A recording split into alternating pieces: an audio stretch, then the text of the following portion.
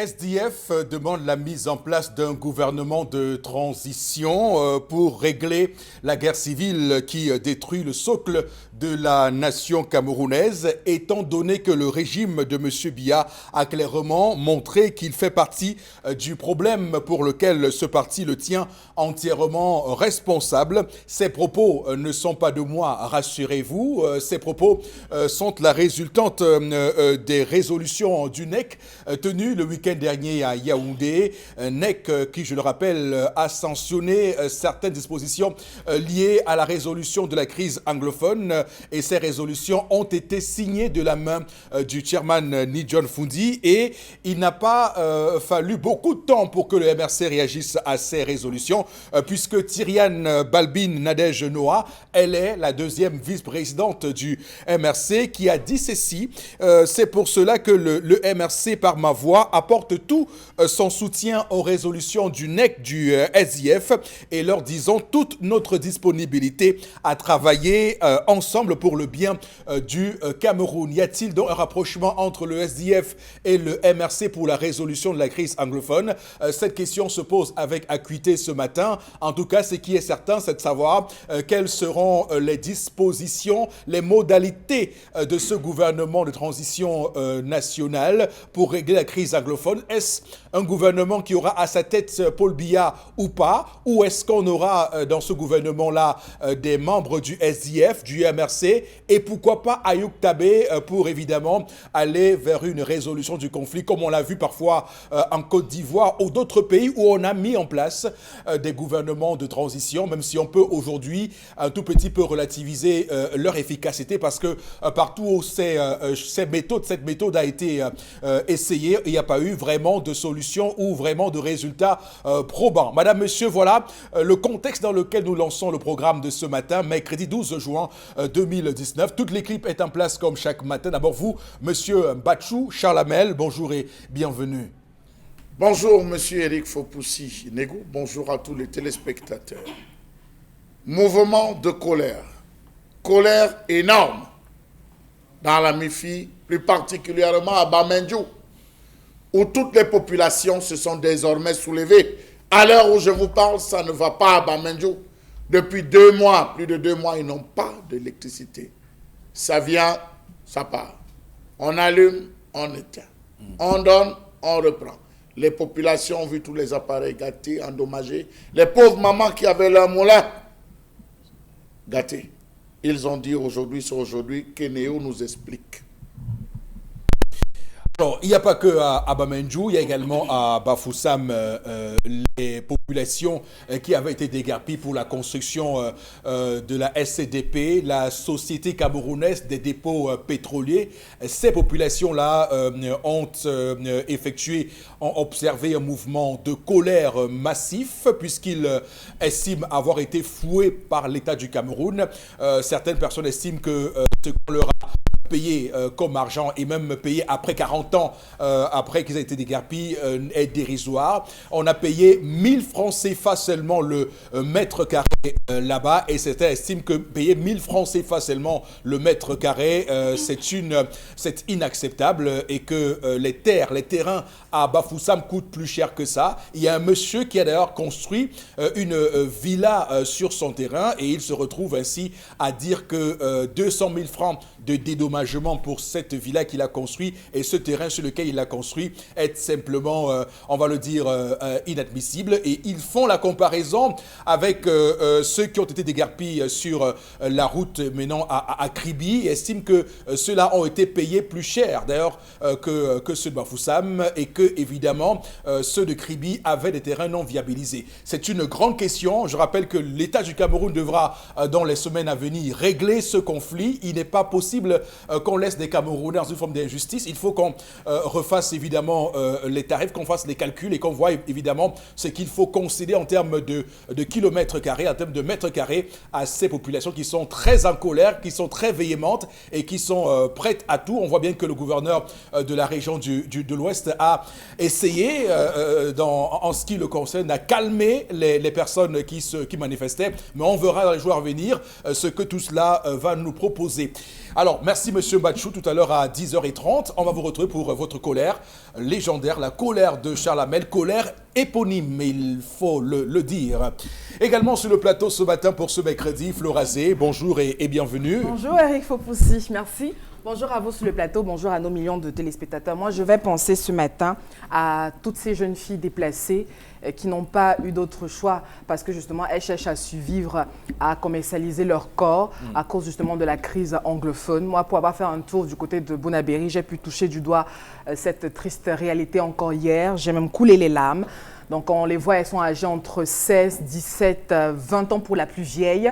Et puis, je me demande bien aussi comment on peut entretenir ce corps, comment on peut aller vers ces jeunes filles, pour la plupart aussi des mineurs, comment on peut entretenir encore ce désastre. Donc, on tire encore la sonnette d'alarme pour dire que voilà des familles qui sont sans abri, des familles qui ont besoin d'un encadrement et des jeunes enfants qui ont besoin justement d'un encadrement, d'une éducation et autres. C'est triste justement d'avoir l'avenir du Cameroun se laisser aller ainsi, Eric Fopoussi, à cause d'une crise qu'on minimise de jour en jour. Dans le cadre de la revue des réseaux sociaux ce matin, on parlera de politique, de faits de société également.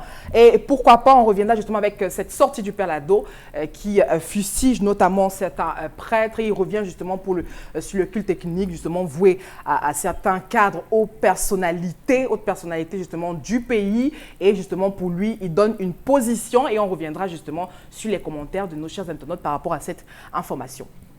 Alors, très bien. Donc, on va évidemment à votre suite vous dire que vous êtes allé hier soir à Bonabéry. Monsieur Batchou et moi avons pris tout à l'heure la résolution de nous y rendre le week-end prochain à ce Kwassa international pour voir évidemment ce qu'offre évidemment cet endroit à Bonabéry, temple de toutes les mauvaises choses diaboliques qu'on peut imaginer avec cette prostitution. D'ailleurs, ce matin, Mutation fait la grande une, en fait sa grande une, la tragédie de la prostitution à Bonabéry, l'autre tragédie de la crise anglophone. On va y aller, Charles Hamel. Monsieur Batchou, c'est confirmé hein, pour ce week-end. On ne vous dira pas quand, pour qu'on n'ait pas un comité d'accueil là-bas. Je peux vous accompagner? Oui, non, vous restez chez vous le week-end, Florazé. On va évidemment dire bonjour. On va dire bonjour ce matin à Bombok Bengan, évidemment sur le plateau. Bonjour Monsieur Fopoussi Negou, bonjour à vous chers téléspectateurs. Moi je vous conseillerais de ne pas y aller, de vous rappeler seulement que dans ce pays il y avait ce qu'on appelait des centres d'accueil. Et pour les jeunes filles, il y avait ce qu'on appelle les centres pour les jeunes filles inadaptées sociales. Il n'y avait pas encore de guerre à l'époque, mais on pensait que la jeune fille à 18 ans, elle pouvait se marier. Et comment pouvait-elle gérer un mariage? Comment pouvait-elle gérer l'enfant qu'elle allait faire peut-être hors mariage? C'est pour ça qu'on vous avez entendu parler des home ateliers. Absolument. Donc pourquoi vous pouvez ne pas y aller mais interpeller l'État? Nous y allons pour faire un travail. Non. Mais bon, faites votre travail, j'ai dit, parce que votre l'orientation, oui. Non, votre compréhension, si tout le monde a compris parce que j'ai lu mutation, j'ai vu bien, oui, c'est pour relever ce qui va mal. Mais maintenant, on sait déjà que c'est mauvais. Oui. Nous n'y allons pas déjà, voilà. Un autre reportage en plus va porter quoi? Interpeller l'État pour qu'on crée davantage de home ateliers pour ces jeunes filles. Il y a un passage dans la Bible qui dit on ne peut pas parler de ce qu'on ne connaît pas, qu'on n'a pas vu et qu'on n'a pas touché. Nous allons voir. Voilà. Et toucher. Sincèrement, je vous le dis. Ne voyez pas dans le toucher. Non, mais non. Je comprends, Charles. Vos confrères mutations y ont été interpellés l'État. Moi, je m'intéresse au SDF ce matin. Oui. Que signifie la proposition d'un gouvernement de transition? Transition pour l'alternance au pouvoir, transition démocratique, parce que depuis 1992, on sait que la transition est bloquée au Cameroun. La transition démocratique est bloquée. Mais pourquoi maintenant? Pour que veut le SDF?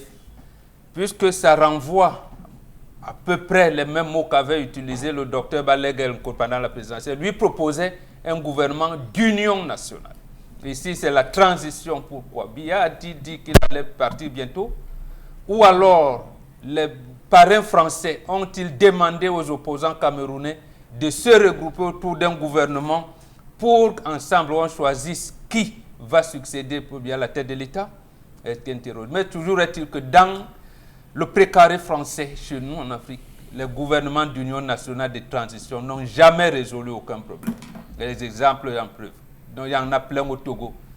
En Côte d'Ivoire, jusqu'aujourd'hui, la Côte d'Ivoire n'est jamais sortie de l'auberge. En Guinée, Conakry. Donc en fait, on attend de voir. Il faut faire très attention.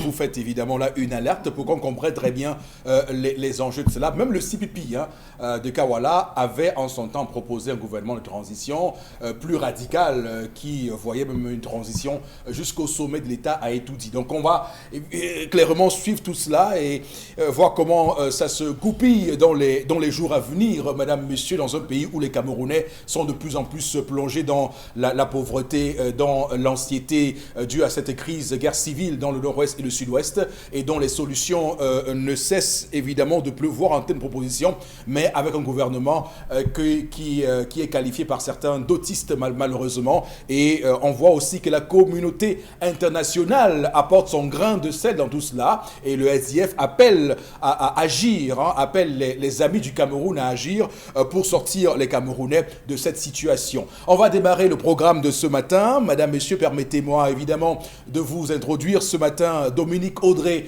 Oyengelek. Bonjour et bienvenue. Merci de me recevoir. Bonjour Eric Fopoussi, bonjour aux téléspectateurs à la maison. Aujourd'hui, on parle de l'histoire d'un informaticien. Il est âgé de 28 ans et il s'appelle Paul. Paul travaille dans une entreprise très bien organisée avec les différentes directions. Et c'est un homme assez assidu, si on s'en tient à ce qu'il m'a raconté. Pas une entreprise familiale. Ah non, certainement pas. À la Charlamel Batchou. Non, c'est une entreprise très bien organisée avec différentes directions. Et dans cette entreprise, il est informaticien. Ouais. Depuis quelque temps, il dit qu'il subit des assauts.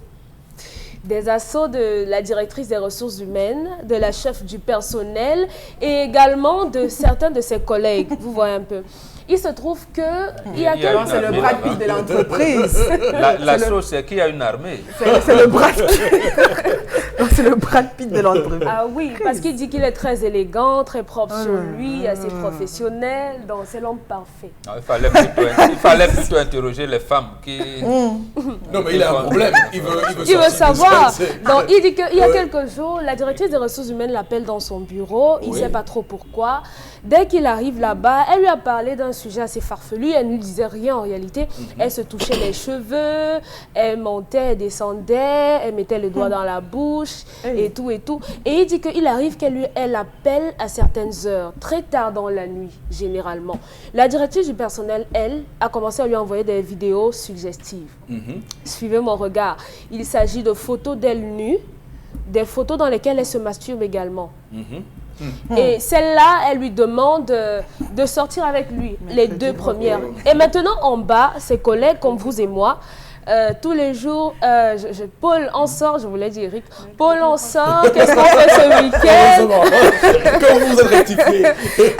On sort, qu'est-ce que tu fais le week-end? Est-ce que je peux venir chez toi? Maintenant, il dit qu'il ne sait pas. Il n'arrive plus à se concentrer dans son travail. Il ne sait vraiment plus quoi faire. Oui. Est-ce qu'il cède? Et s'il doit céder, avec qui est-ce qu'il doit se lancer dans une relation? Est-ce qu'on n'est pas en train de vouloir l'utiliser comme un sextoy? Ok. Il ne sait pas. Est-ce qu'il est marié, le mec? Non. Il est célibataire? Il est en C'est une couple. bonne chose. Non, mais il est célibataire et il a... Il est en couple, monsieur. Ah, il est en... Fopoussi. ok, d'accord. Oui. Bon. Il est en couple, d'accord. Bien. Ok, très bien. C'est terminé votre histoire? Oui, il veut savoir avec qui est-ce qu'il doit sortir. Ses collègues, ses directrices. Ah, d'accord. Mais Ah, il bon, pose la en fait, question. il ne se plaint Il pas. veut savoir. Ah, donc il ne sait pas quoi faire. Est-ce qu'il doit céder ou pas? Ah, d'accord, ok. Ben, il se plaint Ou bien pas. il a l'embarras du choix. Oui. Voilà, peut-être. Il aussi. refuse ou il accepte? Ouais. Et s'il accepte, avec qui est-ce qu'il doit le faire? Tout à fait, tout à fait. Alors, tout à l'heure, je rappelle que je pense c'est hier qu'on était en conférence de production de ce programme hier soir avec tout le monde. Et puis, quand vous avez évoqué le terme harcèlement, nous avons tout de suite pensé au harcèlement, le harcèlement normal des femmes qui se font harceler par des patrons, par des hommes et tout ça. On n'a pas imaginé un seul instant qu'il pouvait s'agir d'un homme. Au départ, je me suis dit, ah tiens, si on reparle encore de harcèlement sexuel, on risque encore fâcher une certaine Marlène Schiappa. Elle est, vous savez, elle est en France là-bas, elle est très combattante. Elle a d'ailleurs obtenu la suspension sur une chaîne française RMC de 2 journalistes, dont Daniel Riolo et Jérôme Roten, qui font une émission After Foot à RMC, parce qu'ils ont tenu des propos désobligeants sur la femme à l'occasion de l'affaire du viol, d'un viol supposé que Neymar aurait perpétré sur une jeune fille brésilienne. Donc Marlène Schiappa est montée au créneau pour justement tenser ces gens-là. Donc quand on parle de harcèlement sexuel, lorsqu'on parle des femmes, vous voyez une cohorte de féministes qui montent au créneau pour tenser tous ceux qui auraient des propos désinguants. Mais heureusement que ce matin, vous nous amenez un cas qui montre bien que les hommes, eux aussi, sont parfois victimes et sont, s'il faut bien le voir, sont souvent les plus grandes victimes, les plus grosses victimes de cette situation. Il est informaticien, moi je comprends, je vois très bien, et sincèrement, lorsque vous avez raconté l'histoire, j'ai imaginé les informaticiens d'Equinox, j'ai dit, ils ont le profil de l'emploi. Bon, est-ce que c'est ici ou pas, je n'en sais rien, mais ce qui est certain, c'est que les informaticiens ont ce petit quelque chose qui leur permet parfois, évidemment, d'être très proches des femmes. Lorsqu'elles ne comprennent pas très bien comment manipuler leur téléphone, lorsqu'on a un petit souci sur leur laptop ou ça, on fait recours à eux et on comprend très bien que ça peut parfois susciter quelques envies. Mais le monsieur, il est quand même courtisé par la DRH de son entreprise, et ça c'est compliqué parce que c'est la responsable qui peut jouer sur son avenir dans cette entreprise, et il doit faire attention à cela. Alors bon, Bengan, il y a beaucoup de choses qui ont été dites par Dominique Audrey Oyengelek lorsqu'elle déclamait son histoire, des choses qui, selon vous, parce que j'imagine un tout petit peu ce que vous pouvez ressentir, dans les mots choisis, peuvent prêter, on va dire un peu, à de la pornographie, à quelque chose qui n'est pas acceptable en milieu médiatique, dans l'espace public, des mots comme la masturbation, des mots qui sont encore vus comme des mots tabous, comme des expressions tabous par les Camerounais. Mais ce n'est pas là le débat. Le débat, c'est que cet homme, ce jeune homme, je suppose qu'il est jeune, subit une situation, on va dire, très très difficile. Qu'est-ce que vous lui dites ce matin? Il y a plusieurs choses. La première, vous avez dit les hommes aussi. Je vous dis non. C'est les hommes d'abord. Le harcèlement sexuel a commencé sur les hommes. Parce que peut-être lorsque vous revisitez l'histoire de l'Europe, l'Europe, quand je dis souvent, n'a pas de préhistoire. L'Europe est formée de guerres. Il s'est trouvé à des moments donné qu'il y avait plus de femmes que d'hommes. Oui. Et chaque fois, c'est les femmes qui venaient harceler les hommes. Et c'est comme ça d'ailleurs que l'histoire de la dot était terminée. Parce qu'on vous présente ça, je vois certains anthropologues, sociologues vous dire que oui, la dot en Afrique, vraiment, c'est les gna-gna-gna, c'est la cochonnerie, c'est les bêtises, c'est la sauvagerie. Non. C'est de l'archaïsme. Voilà. L'Europe était obligée de supprimer la dot parce que c'est les femmes qui venaient doter. Et c'est on se retrouvait dans une situation, j'allais dire, l'accident de l'histoire a voulu. Et elle harcelait les hommes. Elle harcelait les hommes. Et heureusement aussi, parce que la femme peut donner 2, 3, 4 enfants, et la population a commencé encore à augmenter et équilibrer. Aujourd'hui également, ce sont les hommes qui sont victimes de viols, pour la plupart. Je suis convaincu, c'est une procédure. Bon, soyons sérieux. Comment on viole un homme? Neymar n'aurait pas pu faire ce qu'il a fait. Bon, je n'en dis pas plus parce que l'affaire est en justice. Ouais. Comment elle fait pour amener cette femme qui accepte de venir dormir? Bon, là, il faut bien voir. Mais elle a donné sa version, oui. Mais justement, c'est ça les femmes. Parce qu'elles ont réussi à intégrer dans l'imaginaire collectif que c'est les hommes qui font les avances. Et nous aussi, bêtement, d'abord, nous avons commencé à les appeler sexe faible, ce qui est faux. Deuxièmement, intégrer que c'est nous. Donc, puisque par le pouvoir qu'on a, on est chef de famille, on veut montrer et tout. Et elles ont même transformé. Quand bien même vous avez dit gigolo. Vous voyez, voilà les termes. Je voulais qu'on revisite l'histoire pour qu'on en arrive là, qu'on se comprenne bien. Donc, le cas de ce jeune homme, de cet informaticien, montre seulement que eux aussi, que les hommes doivent commencer aussi à intégrer la version ou alors le refrain que le système des Nations Unies donne aux femmes. Parler. Briser le silence. Briser le silence. Briser. Ouais, Donc, ça fait rire. oui, mais justement, on brisait le silence. On brisait le silence. Exprimez-vous. Exprimez-vous. Voilà. Parce qu'on va dire, Strauss-Kahn est monté déjà, mais Strauss-Kahn n'a jamais dit ce que les femmes lui proposaient, lui faisaient comme proposition. Voilà. Donc, on brisait le silence. Peut-être ça va nous libérer un peu. Et les filles resteront avec Mais bon, est-ce qu'on n'est pas en train de... Est-ce qu'on n'est pas là dans une chimère, dans une fiction? Est-ce que ça existe vraiment? Des hommes, des jeunes qui, dans une entreprise, gravit les échelons en se donnant à des femmes. Est-ce que la promotion canapé au masculin existe? Oui, oui. Et beaucoup dans des pays occidentaux, ça existe. Oui. Là-bas, je vous dis, justement, parce que les hommes ne veulent pas briser le silence. Ça existe. C'est même ça qui est, j'allais dire, s'il y avait des pourcentages, il y avait des statistiques à donner, c'est à 80% de cas. Un gars, il vient là, et les femmes sont jalouses à un niveau où vous ne pouvez pas imaginer. Donc, puisque les hommes en Occident aujourd'hui ont commencé à prendre du recul, tu ne peux pas draguer une femme 2 fois. 3e fois, elle va dire, elle va appeler la police. Aux États-Unis, c'est très grave. C'est très grave. Donc, ils ont donc adopté une position qui me plaît. On vous laisse. Et la femme peut rester 3 ans, un homme ne lui dit pas bonjour. Bien sûr. Ne lui fait pas les avances. Donc, c'est ça. Ça nous rappelle justement une chanson de votre époque, Daouda, la femme de mon patron. Voilà, justement. Voilà, merci beaucoup. Donc, pour le cas précis, j'ai dit à ce bonhomme, non, de rester calme, de ne pas céder. Premièrement, il a sa fiancée. Il a sa fiancée. Mais comment jouer de tout ça? Comment décider de tout ça? Il dit, il peut peut-être utiliser les subterfuges au sein de l'entreprise en disant, c'est moi-même qui ai placé les caméras ici. Je ne vous l'ai pas dit, mais il y a les caméras. Donc voilà, donc ça va commencer à faire peur. Et j'ai les secrets du patron, même si c'est à la maison, ce sera mauvais. Le patron lui-même me contrôle. Donc ça va un peu le libérer, comme il est informatique. Il faut qu'il trouve les mots. Mais assure que les hommes brisaient le silence. D'accord. Break the silence. Alors, Florazé, moi je pose la question parce qu'évidemment, de nombreuses personnes masculines se plaignent de cette situation, c'est-à-dire que vous avez des femmes qui occupent des postes importants dans une entreprise. Lorsqu'elles vous font des avances parfois voilées, pas aussi objectives et aussi brutales que dans l'histoire de ce matin, un matin vous arrivez, elles commencent à vous détester pour rien, elles commencent avec des représailles. C'est dire aussi que ça a des conséquences, le harcèlement sexuel, même quand ça concerne les hommes vis-à-vis des femmes haut placées. Bien sûr, il faut aussi, parce que, vous savez, moi je vais sortir de la personne, je ne vais pas regarder l'homme, mais je regarde le salarié, je regarde l'employé. Oui.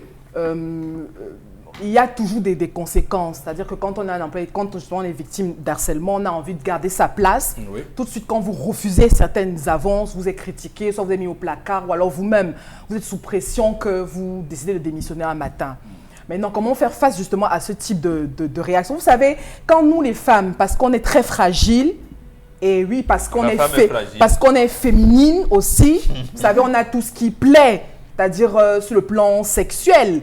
Donc, ça veut dire on est des victimes, on est des proies faciles pour ce type de choses. Face aux prédateurs. Oui, et c'est pourquoi moi j'aime bien l'histoire du jour, pour dire que les hommes aussi ne sont pas en reste. C'est-à-dire qu'il y a des situations où on se retrouve avec, vous pouvez vous retrouver avec votre partenaire qui est victime d'harcèlement en entreprise. Ça existe. Donc, et pourtant, il faut que les beaucoup de gens restent sceptiques par rapport à cette éventualité. Oui, donc il faut que les hommes... ça n'existe pas. Oui, que ça n'arrive qu'aux femmes. Voilà. Donc il faut que les hommes également essayent, comme Bobo l'a dit peut-être, essayent de vivre ça. Bon, enfin, essayent de comprendre que ce n'est pas qu'un fait qui arrive aux femmes. Parce que quand votre femme vous dit... En fait, chérie, je suis harcelée au boulot par mon collègue, même par... Non, on vous connaît. Parce qu'on a souvent entendu des hommes dire, oui, quand une femme vous dit qu'elle est victime elle a été violée, non. Violée comment? C'est vous. Hein? Vous vous mettez toujours, vous êtes très aguichante, etc. et tout. Donc, vous ne pouvez pas être des victimes. Vous voyez, on a toujours ce genre de langage. Donc, quand un homme vit également ce type de situation, il faut qu'il comprenne que le harcèlement n'est pas qu'un problème de femme. C'est un problème de personne. Ça peut arriver, justement, on a affaire à une femme, un homme, un bel homme, qui plaît physiquement. Et madame, parce qu'aujourd'hui, justement, vous savez, entre les appréciations, les dragues et tout, moi je dis une femme qui est en face d'un homme qui plaît bien et tout. Pourquoi ne pas briser le silence, c'est-à-dire aller vers cet homme, dire « Eric, je te trouve très beau, très bien, est-ce qu'on peut faire connaissance ?»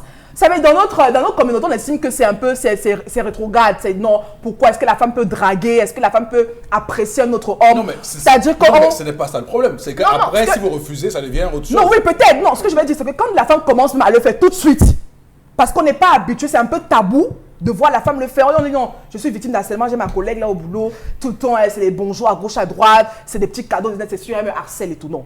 Peut-être la femme trouve qu'elle a envie de s'exprimer. Elle veut vous dire quelque chose. Mais comme on n'est pas habitué à ce type de comportement, on se dit, voilà, tout de suite, c'est voilà, vraiment, c'est une femme à mettre de côté, c'est pas non. La femme a aussi besoin de s'exprimer. C'est-à-dire que je rencontre un homme, est-ce que je peux aller vers lui, lui dire vraiment, vous me plaisez bien, est-ce qu'on peut vraiment avec des codes de politesse. Non, ce que je veux dire, c'est un phénomène qu'il faut décrire et il faut pousser. Parce qu'après, des personnes ont perdu leur emploi par rapport à ça. Mais je vais dire à Paul de faire très attention dans l'histoire du jour. Parce qu'il vient nous demander conseil, il dit qu'il veut aller, il est embarrassé entre aller avec sa patronne et aller avec ses collègues. Vraiment, ou ne pas y aller. Non, moi je croyais qu'on allait avoir par exemple affaire à une histoire où on nous dit que Paul vient nous dire vraiment, j'ai été victime d'harcèlement et tout, et moi j'ai refusé, et justement ma patronne m'a viré. On allait poser maintenant le problème autrement. Ça viendra plus tard. Oui, non, mais quand il vient déjà, lui on le conseille, mais quand il vient déjà, il est embarrassé, etc. et tout, c'est quelque part aussi, notre cher Paul a envie de vivre certaines expériences. Donc, il ne faut pas qu'il se cache derrière le fait que c'est ma patronne, elle me fait ça. Vous avez réussi à retourner l'histoire. Non, oui, il ne faut pas qu'il vienne ici nous dire que non. Mais si on m'avait dit non, Paul a dit non. Il a dit non à sa patronne, oui à ses collègues, et il a été viré par cette dernière. On aurait posé le problème autrement pour résoudre ce problème d'harcèlement au sein de nos entreprises. Donc, Flora, vous savez vous-même que ce que femme veut, Dieu le veut et l'homme le fait. Voilà. Non. Comment le pauvre, il est là tiraillé. Le pauvre. L'homme, le pauvre. Et c'est juste vous dire. C'est que l'homme veut, femme. Et la partie sexuelle, je veux juste te dire que ce que Flora vient de dire est assez révélateur de l'esprit des femmes en général. Ça veut dire qu'elle estime que si elle jette son dévolu sur un homme, il doit absolument accepter. C'est normal qu'il accepte. C'est ça. Non, c'est pas. Non, mais c'est ce que vous dites. Parce que vous dites que Paul a aussi envie de vivre. Oui, peut-être parce qu'il est embarrassé. Est-ce que ça peut vous arriver, justement, est-ce que ça peut vous arriver, justement, de refuser, de comprendre qu'un homme ne vous veut pas, un homme, vous êtes ce que vous êtes, mais un homme ne vous aime pas? Oui, vous savez, ça peut vous arriver, il faut comprendre aussi ça. Mais bien sûr, c'est pourquoi je dis qu'il faut également qu'on comprenne qu'une femme peut avoir envie d'un homme. Est-ce qu'elle ne peut pas aller vers l'homme? Oui, donc il faut qu'elle accepte également je peux faire des avances à un homme. Et elle n'accepte pas. Et que l'homme n'accepte pas. Voilà. Mais je fais avec eux, c'est normal. Et que c'est normal. Et que cet homme n'est pas un timide, n'est pas un faiblard, n'est pas une personne. C'est comme ça. Non, mais après, c'est comme ça. Non, mais quand une femme fait des avances à un homme, on connaît la suite. Quand il dit non, elle va aller comporter que ce gars c'est un impuissant, ce gars il ne connaît rien, ce gars c'est un timide. Toutes les femmes sont comme ça. Non mais écoutez, c'est comme ça. Oui, attention. Ce que moi je veux dire, c'est que est-ce qu'il faut également qu'on intègre le fait que la femme a un cœur. Elle peut avoir des envies. C'est-à-dire qu'elle peut également se retrouver dans des situations où je suis à côté de Charles Hamel et je lui glisse un petit mot, parce qu'on peut se retrouver sans toutefois qu'on pense que c'est satanique. Et Charles Hamel a le droit de vous dire non. Oui, il a le droit de dire, mais je veux d'ailleurs déjà qu'on accepte que la femme également peut le faire. Sans toutefois que ça soit satanique ou bien non, pourquoi c'est la femme qui le fait. Le problème c'est que la femme n'accepte pas l'échec. La femme qui le fait, elle est prostituée. Non, moi je veux... Ok, voilà. Parce qu'elle fait... D'ailleurs, Flora, il faut lui dire, et c'est vrai, et d'ailleurs... Pardon? Je préfère vous le dire, parce que c'est un offre de l'émission. Quand cette histoire a été révélée, quelle était sa réaction? Elle dit ce gars se prend pour Brad Pitt. Donc ça veut dire parce que pour elle c'est inimaginable que l'on fasse l'objet de convoitises féminines. La vérité c'est que nos hommes dans nos entreprises, quand un homme sent qu'il est bien physiquement, quand il sent qu'il est beau, qu'il plaît à toutes les femmes, il utilise ça. Il ne sent pas, ce sont les femmes qui lui disent. Il utilise, il sait qu'ici, il peut amadouiller Christelle. Non, il n'a pas senti. Grâce à son physique. Ce sont les femmes qui le lui ont dit. Voilà. Dans les compliments. Voilà, écoutez. Mais oui, les compliments peuvent être acceptées de façon noble, Eric Fopoussi. Donc, parce que pas toujours que derrière, il y a quelque chose qui se cache derrière un compliment. Florazé, qui va se Parce qu'on sort négliger des prix. qui va se négliger? Attention, arrêtez. Bon, arrêtez. Voilà. Alors, Chalamel Bachou, quelle est votre sanction, votre verdict de l'histoire de ce matin? Qu'est-ce que vous dites? Quelles sont vos pistes de réflexion? Monsieur Eric Fopoussi, ce monsieur, c'est son passe-temps favori. C'est un joueur. Ce gars est un joueur. Ce n'est pas pour vous retrouver, Florent. C'est un joueur. Loin de là. C'est un joueur qui connaît bien utiliser son damier. Il a un très bon damier, monsieur Eric Fopoussi. Et rassurez-vous, il va atteindre tous ses objectifs. Parce qu'il sait ce qu'il veut. C'est nous ici qui nous débattons à bavarder. Aucun homme ne peut résister à une femme qui le désire, aucun. Même un chef de l'État, aucun. Si la femme a dit que c'est toi, c'est toi. Si une femme vous désire, tu alors. descends, c'est toi. J'ai dit, monsieur Eric Fopoussi, ils ne seront pas là pour vous raconter, mais montez ou vous descendez, elle va s'agripper. Peut-être à l'immédiat, vous n'allez pas trouver le déclic. Mais il y a quelque chose qui va provoquer. Vous avez vu, elle-même aussi, est-ce que c'est elle qui ne s'habille pas? Est-ce que c'est la directrice des ressources humaines qui ne s'habille pas? L'action, ce qu'on appelle le chimiotactisme positif, qu'on a utilisé, M. Eric Fopoussi, il faut que les deux se plaisent. Oui. Et pour se plaire, on met tous les moyens en jeu. D'accord. 3 choses, facteurs, sont importants. Et la femme ne résiste pas à ces 3 facteurs. La célébrité. Nous en sommes victimes. N'ayons pas honte de le dire. C'est pas la télé. Disons-le. Nous sommes victimes de la célébrité. Non, nous sommes tous victimes. Femmes avec. Non, mais Florazé, vous n'imaginez pas la souffrance qu'on a à marcher dans la rue. Nous sommes victimes vous sur n'imaginez ce pas. plateau Voilà. de la célébrité. Deuxième, l'élégance et la prestance. Les femmes aiment les hommes qui parlent bien français. Elles aiment, non pas qui sont bons, les hommes qui sont bien avec de l'intellect. Lorsqu'une femme trouve cela en vous, vous ne l'échapperez pas. Parce que le rêve de toute femme, c'est de faire des beaux bébés, des enfants qui parlent bien, des enfants qui s'expriment bien et qui prennent l'intelligence de leur père. Je suis désolé, c'est le fait. Le 3e point, c'est la richesse. Les femmes ne résistent pas à un homme riche. La preuve, les mamans sont derrière en train de pousser la fille. Attends, ton gars là, il a même quoi? Il n'est rien, c'est un fauché. Donc, si Bien sûr. Je suis désolé. Aujourd'hui, n'est pas hors. Chalamel veut nous détourner. L'homme est aimé par au moins 6 femmes. J'en viens. Il va. On verra le lien. Je commence à voir le lien avec ce que dit Chalamel. J'en viens. Oui. Alors, monsieur Eric Fopoussi, Oui. ce monsieur jouit de 2 facteurs qui, aujourd'hui... Et même 3. Non, 2. C'est possible qu'il ait eu 3. Oui, de 2, monsieur Eric Fopoussi. Il est devenu célèbre dans son entreprise parce que je suis sûr toutes les femmes ne causent que de lui. Oui. Parce qu'elles causent de lui, il est devenu non plus un sujet, mais il est devenu un objet dans ce sens que tout le monde veut conquérir et veut démontrer aux autres que je l'aurai avant vous. Et en plus, il a accès à tous les services. Ça veut Voilà. dire que Donc, vous quand le Wi-Fi ne marche pas, on dit bon gars, viens. Voilà. Le Wi-Fi ne marche pas ici. Vous vous rendez compte que- voilà. Il déballe à tous les bureaux de l'entreprise. Voilà. À côté de cette célébrité, il y a ce qu'on appelle l'élégance. Vous avez des femmes qui disent qu'il y a des jeunes filles en entreprise qui disent que mais, quand tu vois le comportement de telle, et je prends Florazé à témoin, quand tu vois le comportement de telle fille, tu ne sais pas, tu ne sens pas quelque chose. Vous riez parce que est-ce que tu ne sens pas quelque chose? Un jour, vous avez l'achat à M. Fopoussi Negou qu'il faut être aveugle pour ne pas voir que. Ah ouais. Donc, je reviens à cela pour dire, c'est pas en entreprise, bien sûr. C'est pour, je reviens à ça, il ne faut pas que ça prenne des confusions. Ce n'est pas Equinox. Non, je dis, c'est pas en entreprise. Donc, Voilà. je crois que ce qu'il soit plusieurs possibilités. La première possibilité, c'est de faire le choix et de le déclarer à tous. Mais moi, je le déconseille parce qu'en entreprise, il ne faut pas sortir avec ses collègues. Non. On ne sort pas avec ses collègues en entreprise. Ça, c'est la dernière des choses. C'est la dernière des choses, monsieur le professeur. Je dis, on ne sort pas en entreprise avec ses collègues. C'est une règle. Non, mais je vous dis que C'est il y a, une règle, il y a monsieur quand le même, je préfère le dire, il y a même à Equinox, il y a eu des gens qui sont mariés. Bien sûr. Alors, le gars est en Sans couple. toutefois. Le gars est en couple. On ne sort pas. Moi, Ah je oui, dis, oui, on oui, ne là, sort là, c'est une pas avec dérive. ses collègues. Là, c'est une On dérive. ne sort pas avec ses Non, collègues. mais non, Oui, non, non, mais vous le dites dans quel écoutez, sens? Dans le sens qu'il, parce qu'il est en couple, Non. Bien, parce que s'il est Non, célibataire... Pas parce qu'il est en couple. On ne sort pas avec ses collègues. On ne sort pas tout avec ses simplement. collègues. C'est une règle Non. qui... C'est une famille. Qui a écrit Qui cette règle là? C'est écrit au Non, Code du mais travail attendez. de 92. C'est quel article du Code du travail?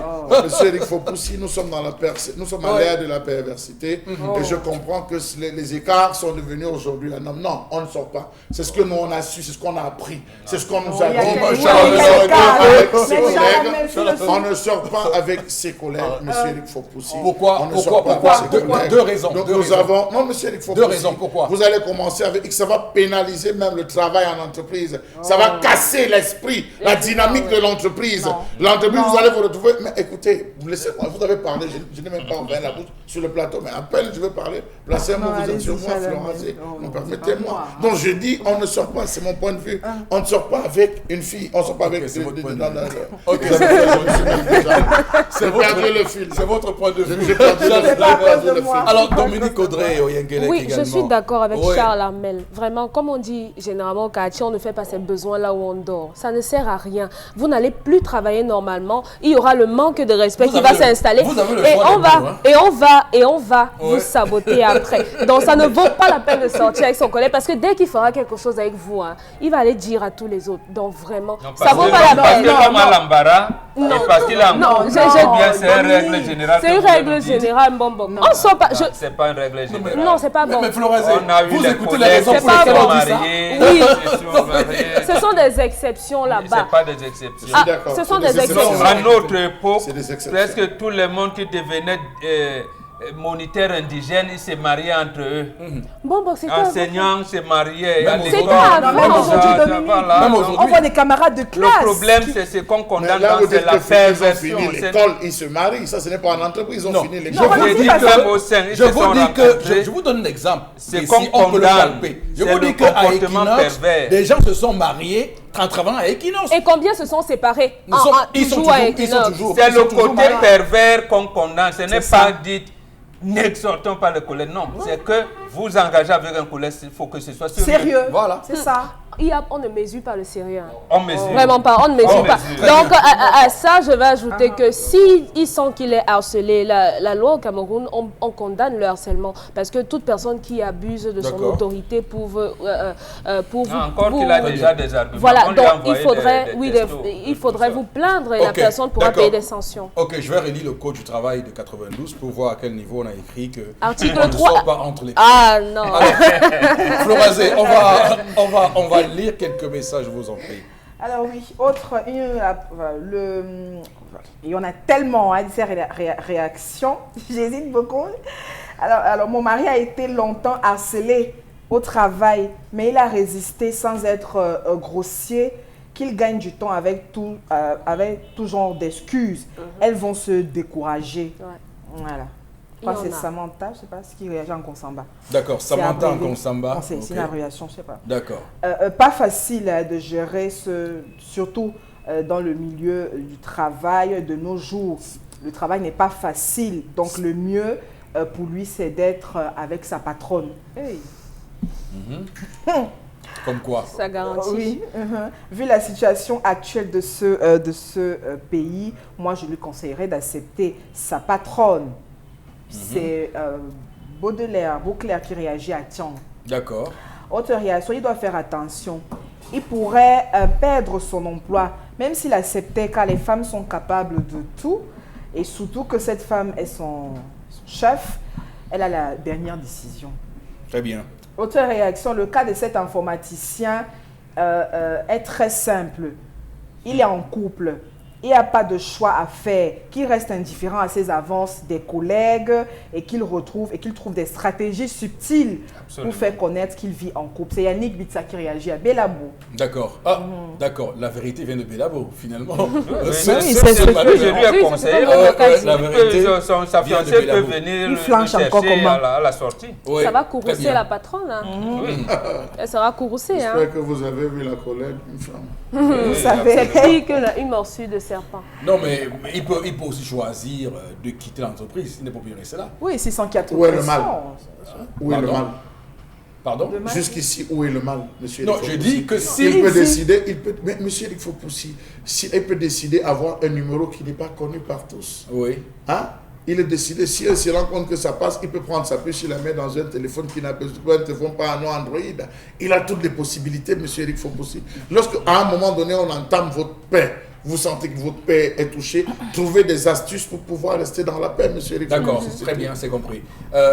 Florazé, on va lire deux messages, hein, on arrête là. On arrête là, 2 messages. Voilà, l'homme en question n'a pas de problème à être courtisé par toute l'entreprise.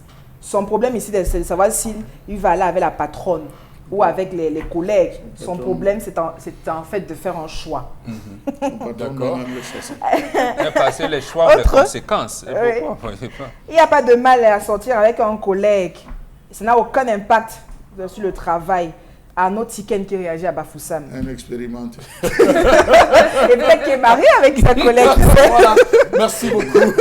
Merci infiniment. Madame, monsieur, on va arrêter là pour l'exercice de l'histoire du jour de ce matin. On s'y est soumis avec beaucoup de plaisir d'ailleurs. On va prendre tout de suite la colère de Charles Hamel. À tout de suite.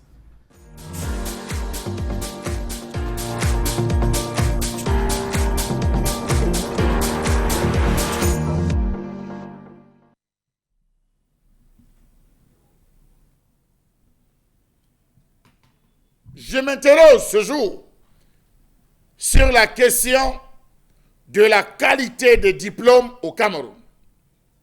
Diplôme quand tu nous tiens, diplômite quand tu nous exacerbes et recommandation lorsqu'on en a recours. Qu'est-ce qui caractérise l'élève ou l'étudiant dans ce pays? L'excellence ou la diplômite? Quelle est la valeur des diplômes désormais délivrés au Cameroun? Ont-ils une valeur considérable ou sont-ils tout simplement nos diplômes des feuilles de chou qu'on distribue à des individus pour attester de ceci qu'ils ont perdu une année à essayer de comprendre ce qu'ils ne comprennent pas? Quelle est la base véritable sur laquelle on recrute au Cameroun? Quel est le rôle du bureau des équivalences des diplômes dans ce pays? Quelle est la méthode d'obtention des diplômes ici au Cameroun? Comment comprendre enfin qu'il ne passe plus un seul jour sans que l'on ne découvre des employés travaillant dans des entreprises publiques, parapubliques ou privées, recrutés sur la base de faux diplômes? Impossible n'est pas camerounais, dit-on. Une situation qui jette un discrédit énorme sur notre système éducatif, car les détenteurs de faux diplômes à ce jour sont plus nombreux à occuper des hautes fonctions, tant dans le secteur public que privé. Situation qui, faut-il le dire, est encouragée par le laxisme des autorités en place, qui, après avoir déniché preuve à l'appui, se contentent de les licencier ou de les rétrograder pour les plus chanceux, alors que la fabrication ou la détention d'un faux diplôme est passible de sanctions pénales. Dernier cas pratique, on a eu la Camtel, avec le tout nouvel responsable de la Camtel qui a découvert plus de 160 faux diplômes à Camtel. On a eu le cas de la Sonara, dernier cas en date, où on a découvert tout un réseau de faux diplômes. Mon Dieu, au Cameroun, ces dernières années, presque aucun recrutement dans le secteur public, aucune intégration dans la fonction publique ne s'est faite sans certification des diplômes demandés et présentés par les candidats. Beaucoup de faux diplômes sont détectés lors des opérations de vérification. Interrogez les responsables dans la fonction publique, ceux en charge des récentes opérations de contractualisation des instituteurs ou des travailleurs temporaires, la même complainte revient, il y a trop de faux diplômes. Les secteurs parapublics et privés ne sont pas épargnés. Depuis que chaque individu peut se faire fabriquer un parchemin à l'apparence authentique, beaucoup ne perdent plus le temps d'aller trimer sur les bancs de l'école et de l'université. Les réseaux existent et ils ne sont vraiment pas cachés. À Yaoundé, par exemple, vous avez des coins comme le secteur de la Poste centrale où le très caractéristique quartier estudiantin, Bonamou Sadi, Kradat, où sont réputés des individus pour abriter des centres d'état civil et des centres d'examen d'un genre particulier, où chaque usager chaque candidat a la possibilité de choisir sa nouvelle date de naissance, son diplôme et la mention qui l'accompagne. Après des enquêtes faites, on s'est rendu compte que la multiplicité des faux diplômes partait d'un seul point, les recommandations. La majeure partie des individus attrapés avec des faux diplômes étaient des individus recommandés. Ils ont passé la trappe des vérifications, ils sont entrés par la grande porte parce que papa, parce que tonton, parce que le cousin ou le grand-père a fait juste un mot. Faisons un bref détour dans l'histoire des faux diplômes dans ce pays. 30 avril 2009, après vérification des diplômes du personnel contractuel d'administration, le gouvernement camerounais, par la voix de son premier ministre d'alors, annonçait avoir découvert un vaste réseau de 777 faux diplômés exerçant dans son sein depuis des années. 22 mai 2009, la présidence de la République, elle aussi va découvrir un poteau rose. 165 cas de faux diplômés à la présidence de la République. Le ministre de la fonction publique et de la réforme administrative découvrira à la suite que 17 000 sur les 17 558 agents temporaires recensés en 2007, 6 129 étaient déclarés inéligibles du fait de faux diplômes. Le ministère des Finances, lui, la même année, 2009, découvrira un vaste réseau de 275 cas de faux diplômés. 15 avril, nous sommes à la CNPS. On a découvert de ce côté 500 cas de faux diplômes.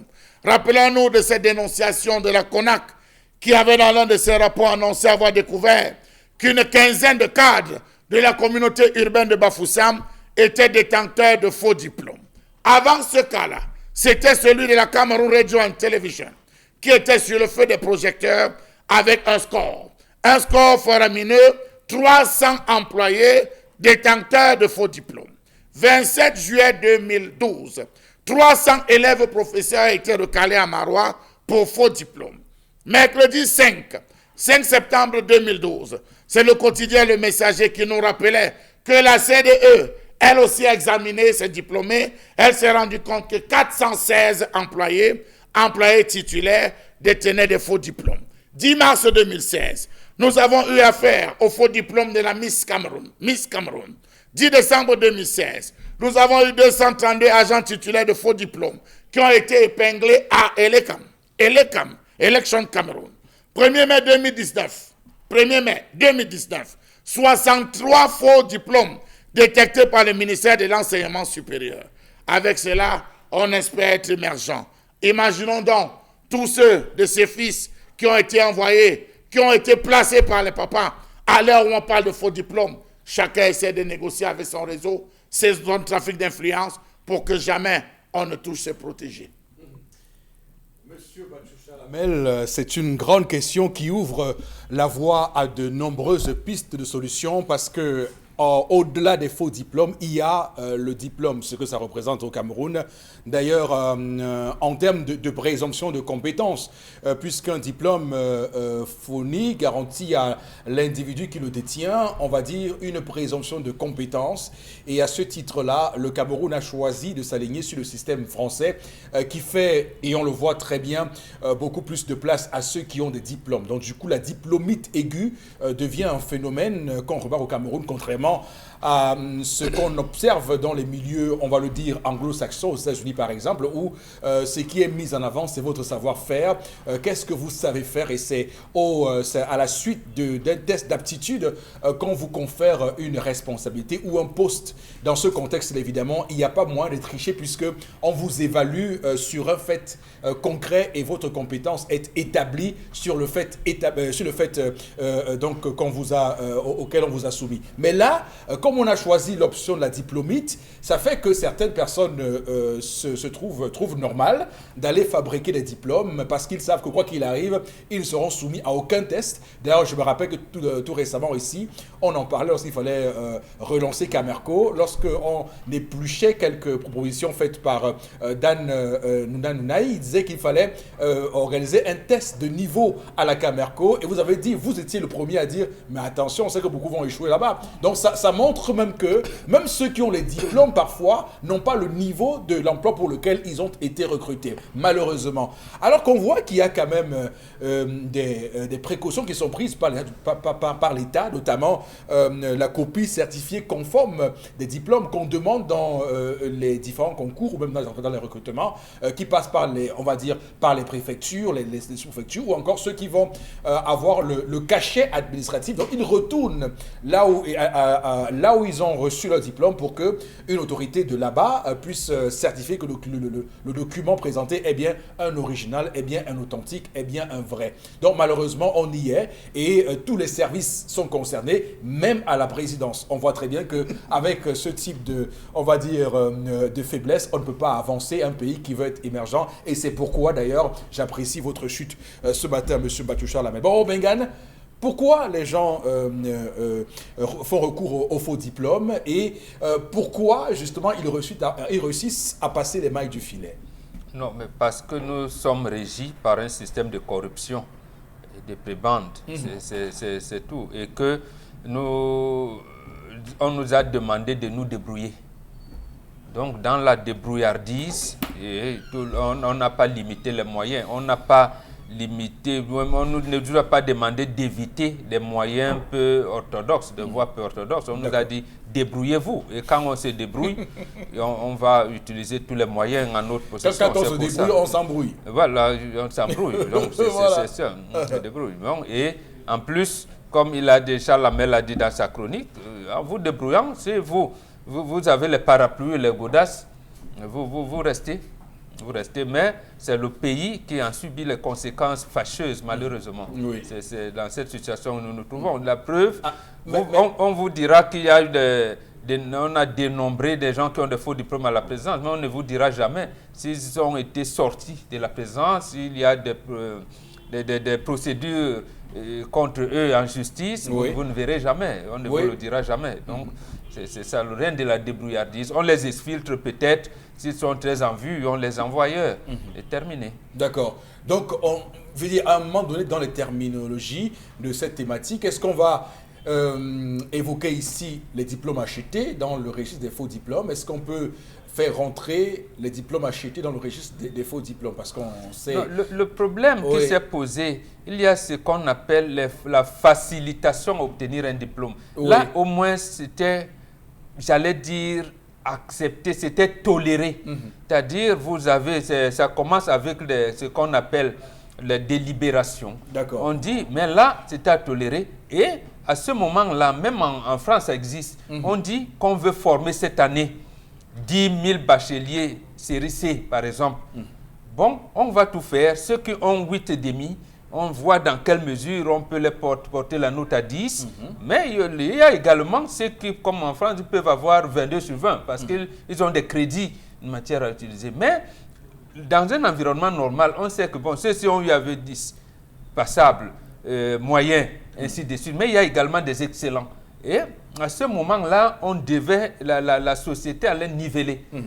Mais non seulement on a adopté ça, mais on a aussi permis que, oui, on peut acheter le diplôme. On peut même tricher.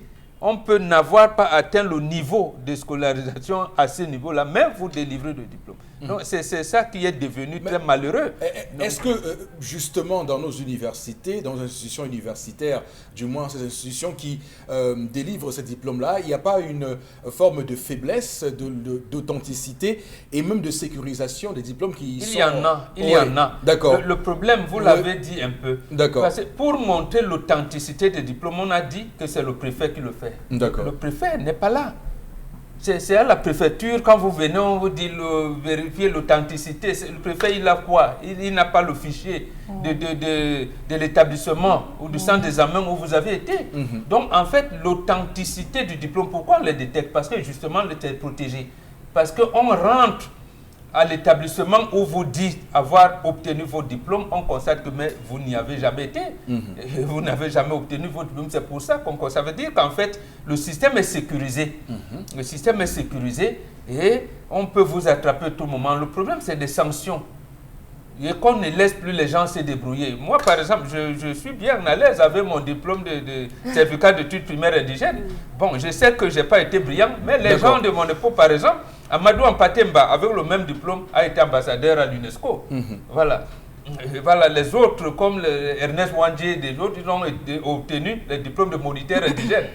Ils se sont appartenus à des classes des évolues et nous, on est restés chez les indigènes. Ils n'ont pas été, on va dire, de piètres personnages, de piètres personnes. Maintenant, lorsqu'on vous dit vous êtes docteur en droit du public et tout, il faut avoir, quand vous rentrez à votre université, on retrace, on regarde, oui. A-t-il obtenu la licence en telle année? Il est tombé, voilà, on voit. Mais il y a des gens qui viennent là, ils montent, ils descendent, vous montrez votre diplôme de docteur en droit public. D'accord. À quelle université du Yaoundé 2? Et pourtant, il n'a pas dépassé le niveau de première, la classe de première. Voilà, c'est ça qui devient dangereux. D'accord. Il y a également, je ne saurais évoquer cette question sans l'évoquer, cette question de ces personnes qui ont parfois des diplômes à l'étranger, en France, aux États-Unis, au Canada, et qui ont des difficultés parfois à revenir au Cameroun et à se faire accepter.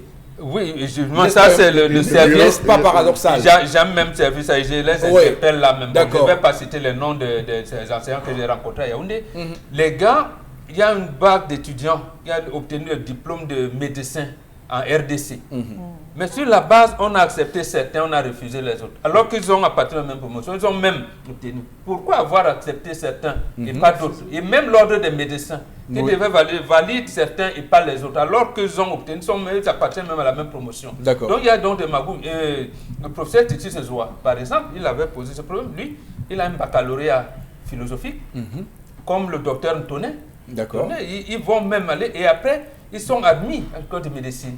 Et ils deviennent des médecins. Quand ils reviennent, on retrace, on veut. Dès qu'on rentre dans leurs universités, on se rend compte effectivement ils ont malgré un baccalauréat A, il a réussi à faire médecine. À faire médecine et à être de bons médecins. Voilà. Donc il y avait à l'époque où c'était Ok, d'accord, très bien. On va revenir sur cette question-là juste après. Madame, Messieurs, merci de rester avec nous sur Equinox Télévision. 10-12, le Zénith, nous sommes le mercredi 12 juin 2019. Petite pause.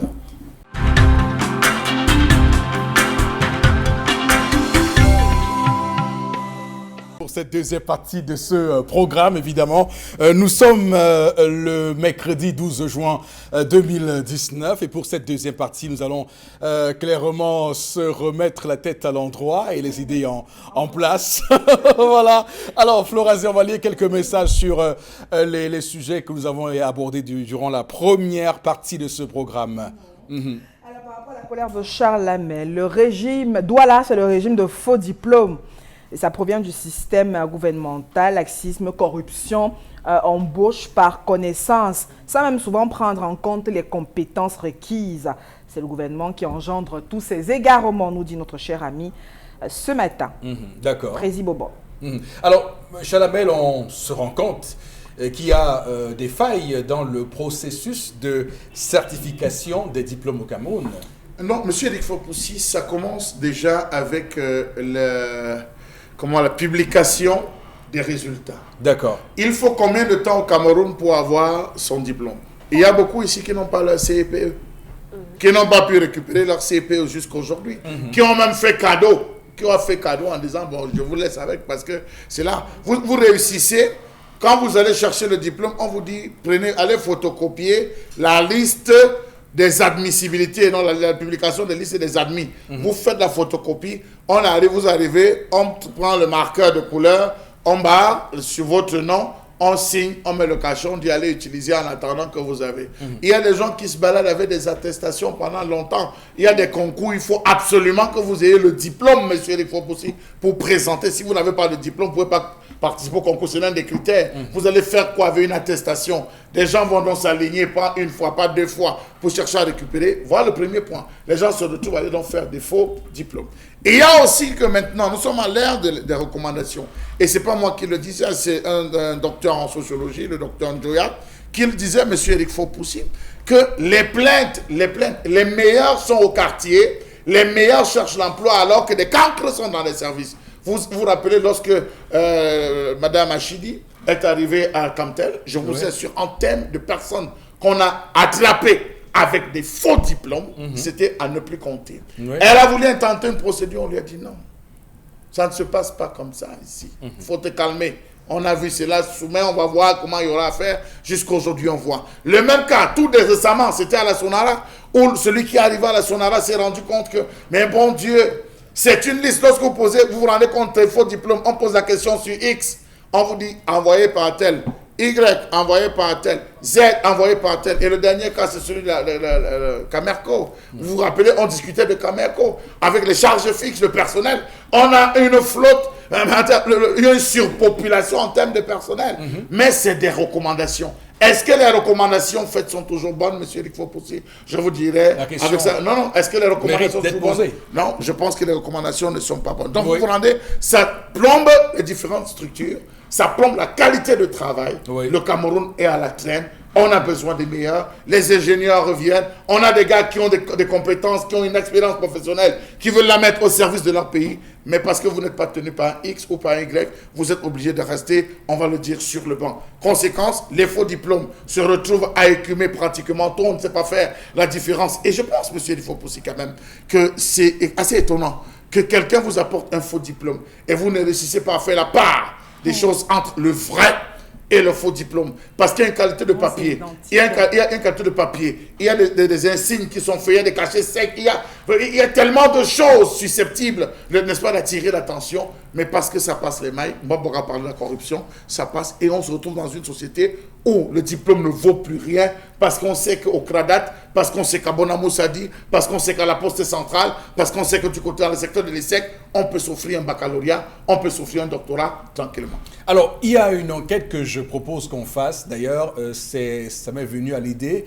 alors que je lisais sur un tweet encore il y a 2 jours, et c'est quand même tout à fait, on va dire, fort que ce soit une coïncidence que vous évoquiez ce sujet-là aujourd'hui.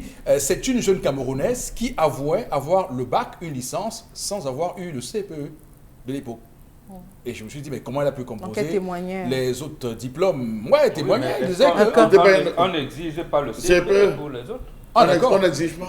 Non, mais c'est un problème. Ça veut dire qu'on peut imaginer qu'au Cameroun, on a beaucoup de gens qui ont fait de hautes études, mais qui sans avoir le CPE. Le CPE. Non, ça c'est le CPE. Le CPE, oui. Il n'y a aucune contrainte à présenter votre diplôme de CPE pour faire le BPC. C'est quand même terrible. Il n'y a aucune contrainte. Non, il se trouve que vous pouvez être reçu au concours d'entrée en 6e, vous ratez le CEP. Oui. En 6e, vous ratez encore le CEP, mais vous dites, tant mieux, vous continuez.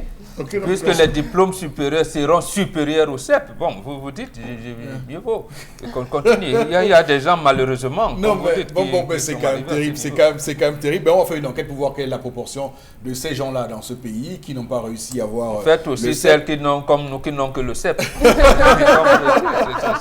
Non, mais on va dire que la loi au Cameroun dit que l'éducation primaire est obligatoire. Vous savez qu'au Cameroun, l'école primaire est obligatoire. Jusqu'au CEP, vous avez l'obligation de faire l'école. C'est après qu'on peut vous laisser faire ce que vous voulez. Mais deux ans ont dit que c'était gratuit. Ils n'ont pas. C'est la loi, mais est-ce qu'ils respectent la loi? Quand c'est le Ngomna lui-même qui ne respecte pas la loi. D'accord. Il a dit qu'on devait d'abord commencer par l'acte de naissance. Est-ce que vous avez? On vous inscrit à la CIL. Si vous n'avez pas, donc on vous inscrit là, on dit cet enfant, on vous enregistre. Il y a les chefs de bloc. Les chefs de bloc sont seulement là pour truquer les élections et tout. Ils devraient donc commencer par là, dire aux chefs de quartier, ainsi de suite. D'accord. Que j'ai une pléthore d'enfants ici qui ne vont pas à l'école. Ils ont déjà... D'accord. Et puis même, il faut préciser, monsieur Eric Fopoussi, quel concours s'ouvre sur le CPE en dehors de l'armée? Voilà. En dehors de l'armée. Quel concours il faut absolument... Non, à la poste, il y en avait. À la poste, il y en avait aussi. Alors, promotionné, nous, en tout cas, on va dire que les épreuves du CEP continuent, également du First School Living Certificate qui continue également ce jour avec nos enfants qui sont en train de composer. Flores, et continuons à lire avec vous les messages, je vous en prie. Oui. Les faux diplômes dans ce pays, si vous ne le savez pas, sont désormais faits par le système éducatif de ce pays lui-même. Non.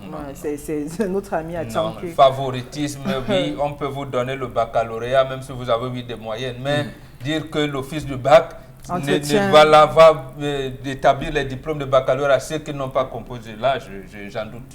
Okay. Et même les universités que nous avons, vont vous donner, établir des licences, des masters à ceux qui n'ont pas. Non. Maintenant, favoriser... Ça peut être le principe des réseaux.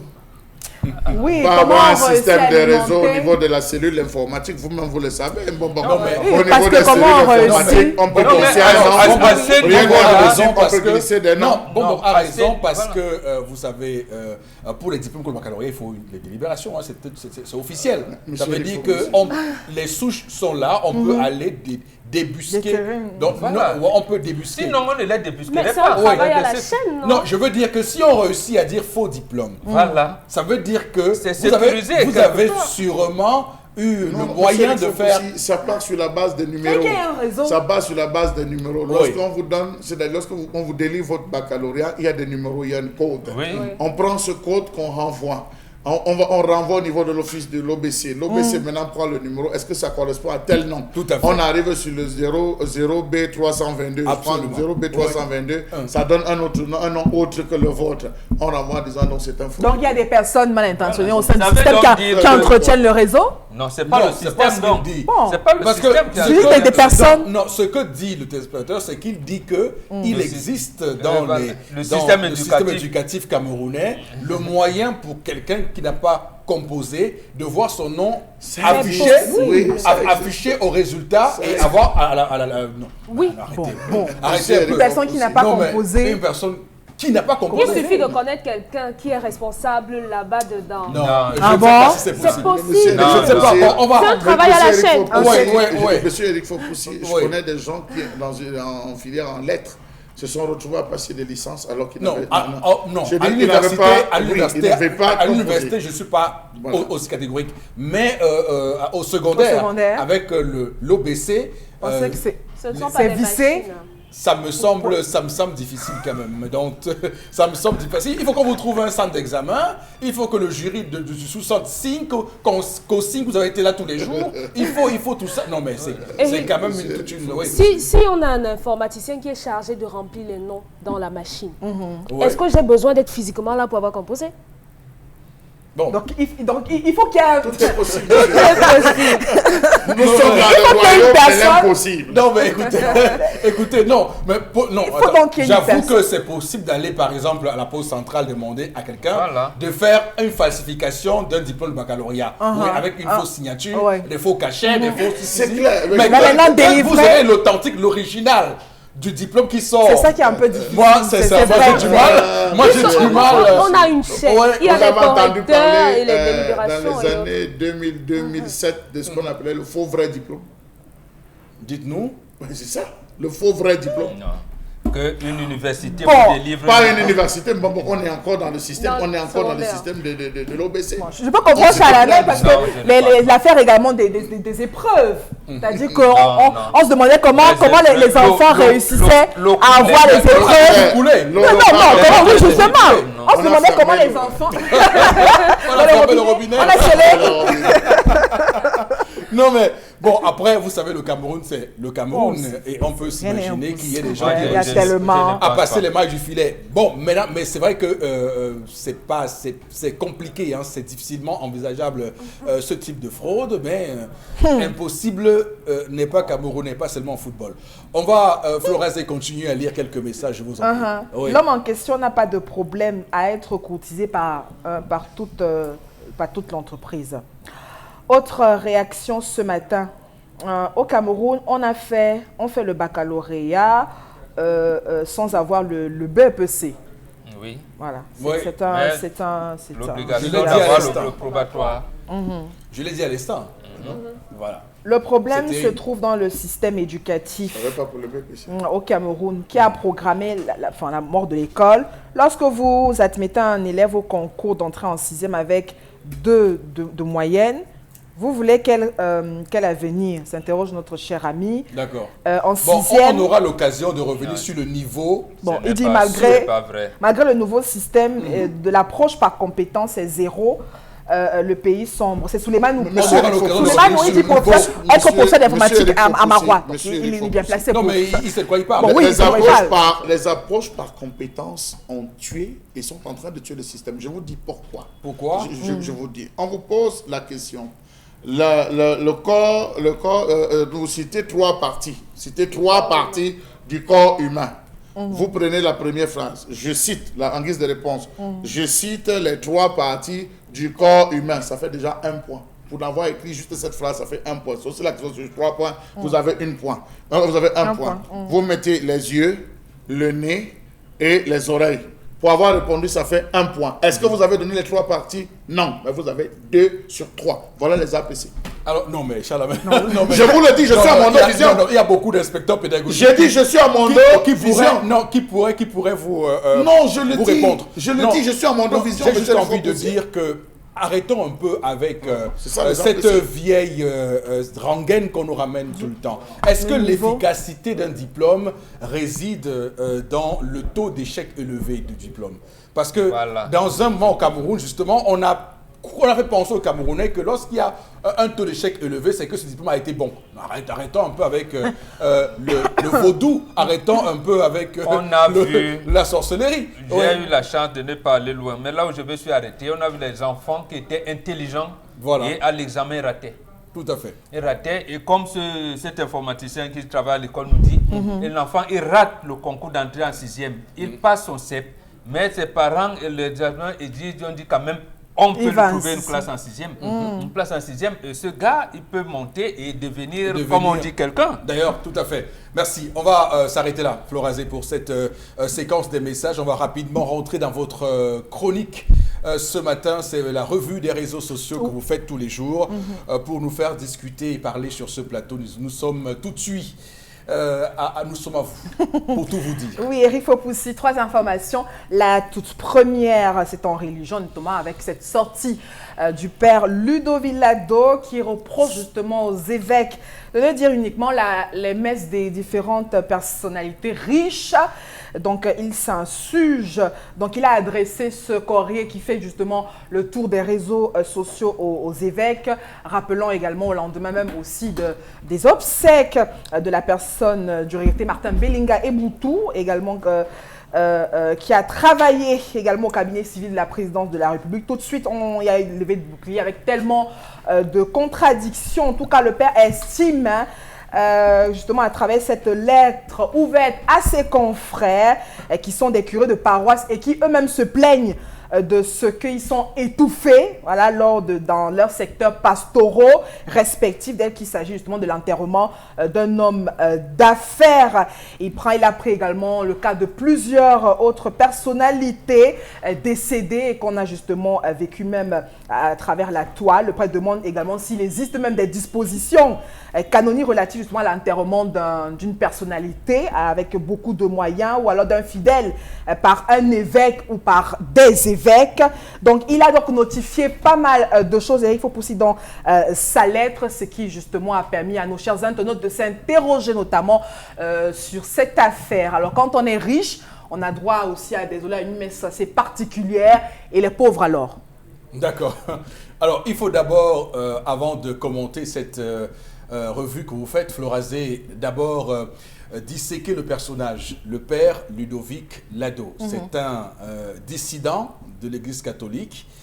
Vous savez qu'il a toujours eu des positions très tranchées vis-à-vis de sa hiérarchie, vis-à-vis du clergé. D'ailleurs, c'est pourquoi il se retrouve aujourd'hui donc en Côte d'Ivoire, à Abidjan. Lui qui, à l'époque, avait souvent tensé l'ancien archevêque de Yaoundé, l'archevêque Victor de Rébacot, et qui lui a valu donc beaucoup de choses à l'Université catholique d'Afrique centrale. Donc, ce n'est pas surprenant qu'il prenne ce type de position. Bon, Robengad, mais ce qu'il dit au fond, malgré tout ce qu'on peut reprocher à cette Église catholique, mais ce qu'il dit au fond est que l'Église catholique est devenue le terreau des hommes riches qui bénéficient de tout là-bas, et pourtant l'Église, comme vous le dites, doit être du côté des pauvres.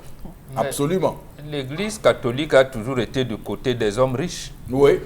J'allais dire, l'orientation de l'Église catholique aux orientations de la Bible, à certaines orientations de la Bible, c'est-à-dire où on dit que l'Église doit être du côté des opprimés, des pauvres, commence véritablement avec l'évangélisation de l'Amérique latine. Oui. Quand les prêtres s'étaient plutôt alignés avec les nationalistes là-bas.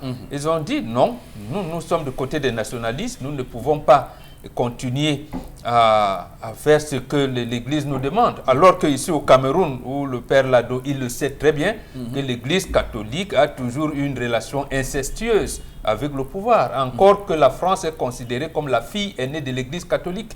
Donc, c'est ça qui me surprend. La cathédrale de Paris, qui a pris feu dernièrement, c'est là où on a célébré les premières messes en 1459, des premiers esclaves qui venaient. Et le pape, à l'époque... De vos esclaves. Voilà, nos esclaves. Il disait comment Dieu est merveilleux. Il a donné à l'homme blanc une de ses créatures pour venir l'aider à s'épanouir. Voilà la messe qui a été dite là, la cathédrale Notre-Dame de Paris. Donc, c'est cela. Et c'est l'Église catholique qui a écrit une lettre, c'était en 1454, le 8 janvier 1454, au roi de Portugal, en lui disant de s'engager vers l'esclavage. Donc, l'Église catholique a toujours été du côté des pauvres. Maintenant, ici, c'est, je pense, l'un autre jésuite qui a initié cette lettre en 1954. Oui, le père parce que le père Lado est jésuite aussi. Oui, le père Hebga. Oui. Ils ont dit, la lettre s'intitule, elle a même paru aux éditions Présence africaine, les prêtres noirs s'interrogent. C'est à ce moment où on a donc commencé à poser le problème en disant, mais non, la nouvelle évangélisation, nous, la décolonisation qui se passe au continent, nous voulons que l'Église s'oriente vers telle ou telle chose. Oui. Donc, avec ces prêtres-là, aujourd'hui, ils ont près de 75-80 ans, ils sont passés, mais ils ont donc laissé des enfants comme Père Lado, comme d'autres, qui essaient de dire que maintenant, nous sommes à la recherche effrénée de l'argent. Et au point où même sur le mort, nous cherchons de l'argent. Donc, laissons au moins les paroisses de village où ces élites viennent souvent être enterrées et récolter quelques subsides. Donc voilà un peu ce qu'il voudrait dire. D'accord.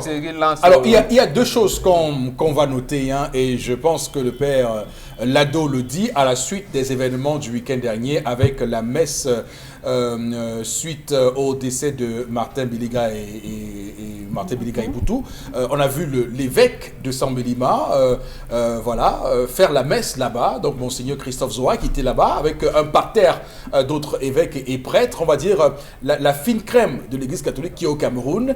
Et on sait qu'avant ça, il y a eu une polémique comme quoi le Vatican avait mis son veto pour qu'il n'y ait pas beaucoup de choses, il n'y ait pas une forme de présentation physique et même publique d'une accointance peu ou non avec l'ancien DCC. Mais on a vu, contrairement à ce qu'avait dit ce Vatican-là, une messe en Kinzok, avec tout ce qu'on peut connaître comme faste et comme sortie de paillettes de la part de l'Église catholique. Et ça, on va dire, choquer le père Lado qui estime que dans ce registre, il y a beaucoup de choses. Donc, de deux choses l'une. Ça veut dire que l'Église catholique, à un moment donné, est reconnaissante avec ses élites, avec ses hommes riches qui contribuent, il faut aussi le dire quand même, à promouvoir son expansion en Afrique, ou alors l'Église catholique est complètement en contradiction avec la vie de Jésus qui a été une vie sobre. En tout cas, c'est ce que nous rappellent les évangiles. Jésus qui a toujours été avec les pauvres, Jésus qui a toujours estimé que, d'ailleurs, souvenez-vous de l'incident où il va au temple, où il saccage tout ce qu'il y avait au temple et dit que la maison de son père ne doit pas être un lieu mercantiliste. Donc, il y a ces principes-là. On voit également que les premiers chrétiens ont vécu dans une relative pauvreté, une indigence, et que désormais le Vatican, par exemple, c'est quelqu'un qui ironisait, disait le Vatican, si le Vatican croit vraiment aux pauvres, il faut qu'il vende tout ce qu'il y a là-bas parce que ça coûte cher et ça pourra contribuer à réduire la pauvreté dans le monde. Donc il y a ces discours-là qui remontent. Alors Chalamel, sur ce que dit le père Lado, quelle chance on a pour qu'il soit écouté, ou c'est simplement une forme d'agitation qui va retomber une fois qu'on aura fait la conclusion de ce dossier sur ce plateau? Monsieur Eric Fopoussi, c'est un débat vieux comme le monde. La première personne qui a eu à soulever Ce débat, c'est le révérend Père Angelbert Vin. Il avait soulevé. Si vous avez bien parcouru le livre Balafon, le recueil de poèmes Balafon, vous vous serez rendu compte qu'il aborde toutes ces questions. Et je ne pense pas que le père Ludovic Lado soit un dissident et soit plus dissident que Angelbert. Lui aussi, vous savez comment il a fini. Il était plus carré. Non, vous savez comment il a fini. Il était plus carré, M. Eric Fopoussi, que tout ce qu'on peut. Angelbert Vin coquine avec le pouvoir. Il n'était pas plus carré dans ses positions. J'ai connu les deux. J'ai fréquenté Angelbert Vin. Ce débat. Bon, c'est un débat qu'on peut avoir. Ce débat est vieux. Ce débat est vieux. Ce qu'on note, c'est qu'ils sont tous des jésuites. Et il faut expliquer aux Camerounais ce que c'est qu'un jésuite. C'est les gens qui sont chargés, c'est la tête pensante de l'Église catholique. Ces prêtres-là sont chargés de concevoir les stratégies, les méthodes et les façons de dire l'évangile qui vont être à la mode dans 20-50 ans. Donc, ils sont dans la projection chaque fois pour que l'Église catholique ne meure jamais. Voilà. Alors, M. Eric Fopoussi, comment faire pour avoir un prêtre à son deuil? C'est la question qu'on devrait commencer par se poser. Est-il facile d'avoir un prêtre à son deuil? Vous avez un deuil, est-il facile d'aller annoncer « Mon père, je viens de perdre mon papa, je voudrais que vous veniez célébrer la messe et tout », sans qu'il y ait un préalable, sans qu'il y ait un processus qu'il faut respecter. Ce processus est à quel niveau? Ça, c'est le premier point. Le deuxième point, M. Eric Fopoussi... En tout cas, il faut de l'argent. Non, je ne l'ai pas dit. Non, moi, je dis qu'il faut de l'argent.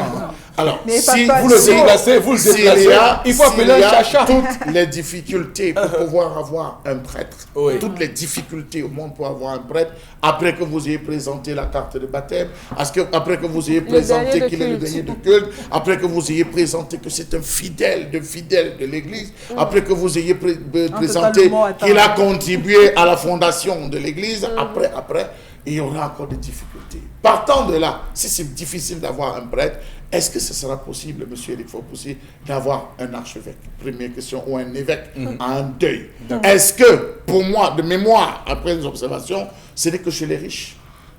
Ce n'est que chez les riches, ceux qui ont. Quand je dis avoir, ce n'est pas un peu, M. Eric Fopoussi, c'est ceux qui ont et ils n'ont pas. On a vu des évêques se déplacer, faire des cultes ici, aller faire des cultes au village, se déplacer même sur tous les points, venir tous les soirs. Au lieu de certaines de faire des petites messes pontificales, excusez-moi l'expression, faire des petites La fameuse messe pontificale. Voilà. Donc, et c'est à se demander donc, où est véritablement l'Église? Et je rejoins Bombok dans une des questions qu'il dit, comment dire la messe à un peuple qui a faim? Pendant qu'on voit l'archevêque arriver, descendre dans une grosse voiture, et il arrive, il fait, à côté, il y a des gens qui disent, donc l'archevêque, l'évêque peut se déplacer pour venir dire la messe. Toute personne proche, moi avec, seront tentés d'aller demander, vous avez fait comment pour avoir? Et je crois que c'est là l'interrogation du père Lado, de dire, ah bon, il perce donc en disant, les archevêques ne sont là que pour les riches. Ils ne sont pas là pour les pauvres. Je serais content qu'on me dise qu'une maman est tombée, excusez-moi, une maman fidèle chrétienne, parce que des mamans fidèles, on en a dans les églises. Des mamans qui vont balayer tous les jours les églises, la cathédrale, des mamans qui viennent avec des fleurs, qui coupent les fleurs partout pour venir déposer les fleurs. On les connaît, les mamans engagées, qui servent au niveau de la catéchèse, la pastorale qui accompagne, toujours prête à dire oui, 6 h 5 ans sont à l'église. Quand ces mamans tombent, il y a des difficultés parfois pour le prêtre de venir dire la messe. Et peut-être même pour l'archevêque, si nous sommes dans une cathédrale. D'accord. Moi, je veux juste comprendre. Que gagnent ces gens-là? De l'argent. Pardon? Non, que gagnent les personnes qui font les messes pontificales pour leurs obsèques? Je veux dire que moi, je ne sais pas. Ce sont les vivants qui organisent. Non, c'est pour l'épanouissement de l'évangile. Non, je veux dire, c'est ce qu'ils disent. Comprenez ma question, hein. Je ne dis pas pour les prêtres, c'est qu'ils gagnent, on sait tous que c'est l'argent. Je dis même que pour les ceux personnes qui vont qui sollicitent la défunte. Oui, qui sollicitent ces messes. Rien. Il n'y a rien. C'est le folklore. Même dernièrement, samedi, Jean nous a dit, ce qu'on dit, ce n'est pas pour celui qui est parti, c'est pour nous qui sommes. Mais pourquoi se donner autant de mal, mon Dieu? La quête est tellement pour la promotion de l'évangile, l'épanouissement de l'évangile, que comme elle est colossale, rappelez-vous que c'est toujours à ce genre d'occasion qu'on lance les collectes pour la construction des églises. Et la quête, généralement, là-bas, c'est l'une des premières conditions. Les quêtes là-bas, c'est pas moins de 10, 15, 20 millions, monsieur, il faut pousser. C'est en ce moment qu'on parade. Donc, vous savez, c'est des choses... Non, mais... Malheureusement, oui, malheureusement, ce sont des dérives qu'on observe, je veux dire, dans toutes nos chapelles, il faut pousser le commerce de la foi. Je suis désolée. Ouais. C'est le commerce. Vous appelez ça le commerce de la foi? C'est le commerce de la foi, honnêtement. C'est-à-dire qu'on a viré, on est à côté, c'est la dérive totale. Mais je dis bien dans toutes nos chapelles, quand toutes les chapelles, ça y est, je confonds tout le monde. Malheureusement, c'est ça en fait. Donc tout ce que Chalamel a dit, c'est vrai. D'ailleurs. Et pourtant, c'est-à-dire que quand il y a la tristesse, il faut pousser. Je crois qu'on a besoin d'un protocole. Parce qu'on parle quand même d'évangile. C'est-à-dire que c'est ça qui apporte la paix du cœur. Voilà. Mais comment il doit encore avoir un protocole et puis l'aspect financier qui vient? Non, mais attendez, voilà. Ça ne respecte en rien la foi. D'accord. En rien. C'est du commerce. Vous nous rappelez ces chapelles où seul le pasteur est riche et les autres sont pauvres et tous les jours ils reviennent et c'est le pauvre qui cotise pour le riche. Non, vous savez, même dans nos communautés, savez, je ne peux pas voir mon boc de toute façon. Quand je vais par exemple pour mon chef, je dois m'arranger à ce que mon chef village soit bien. Vous savez, dans des présents, nous les apportons au pied de nos chefs traditionnels et autres. Donc, ils doivent être bien. C'est-à-dire qu'on ne doit pas avoir ce type de pensée que pourquoi le prêtre ou le pasteur est bien là et tout. Non, ça doit venir naturellement. Oui, naturellement. Mais eux, nous devons les entretenir. Maintenant, la dérive, justement, c'est que quand vous placez déjà l'argent, quand le pasteur ou le prêtre ou la congrégation place déjà l'argent devant, c'est-à-dire que pour avoir une messe, pour avoir ci ou ça, on met un protocole financier devant, c'est ce que ce n'est pas. D'accord, on va enchaîner. Oui, Eric Fopoussi, on reste justement au cœur des réseaux sociaux à travers les différents recrutements qu'on retrouve sur la toile et notamment avec ce cas de Camerco justement et qui a des fake news et Charles Hamel si vous voulez, et puis aujourd'hui avec ce cas lié justement à Camerco qui a démenti totalement une affaire d'appel au recrutement circulant sur la toile. On rappelle que beaucoup de jeunes filles, bref, de personnes se font encore arnaquer sur la toile à travers ce type de recrutement farfelu. Donc la direction, à travers même son site officiel, donc a tout de suite démenti ce communiqué, justement une déclaration qui indique que le faux appel a été rendu public par des individus inconnus de la structure et dont le but principal est d'estorquer tout simplement de l'argent. Donc, Camerco a voulu préciser également que cette offre d'emploi n'a pas été affichée dans ces différents services, donc toute responsabilité quant à l'appel de ce recrutement. Donc, la compagnie également a saisi l'occasion d'informer le public qu'en cas de besoin vraiment d'informations, il faut aller à la source pour des questions justement concernant cette entreprise. Et ils ont cité leur site web, leur page Facebook, Twitter, Instagram et autres. Eric Fopoussi, pour avoir justement la bonne information, pas de se faire duper. Donc, a démenti justement toute responsabilité dans l'appel de recrutement de 130. On parle de 130 équipages de cabines féminines qui circulent également sur la toile. Je rappelle quand même que moi également, j'ai eu pas mal de proches qui ont été victimes et qui sont fait arnaquer par rapport à ma voisine, on a mis 700 000 là. Oui, c'est ça qui est dommage, c'est qu'il y a les Camerounais qui continuent justement à tomber dans ce piège-là. Vous voulez qu'on vous recrute parce que vous n'avez pas l'argent, mais vous payez l'emploi? Oui, puisque la personne... Non, ça c'est le réseau sûr, c'est la voie sûre. Donc tu me donnes 700 000. Là. Tu es hôtesse de l'air confirmée. Automatiquement. Bon, mais quand même, est-ce qu'on va ici, je le dis sans chercher à polémiquer, sans être polémiste, est-ce qu'on va ici tenser et critiquer un peu la crédulité des Camerounais? Oui. C'est ce qu'on ne comprend pas. Oui. Dans le milieu de football, c'est très grave. D'accord. C'est-à-dire quelqu'un vient même dire à votre enfant qu'il y a un test pour lui en plein hiver.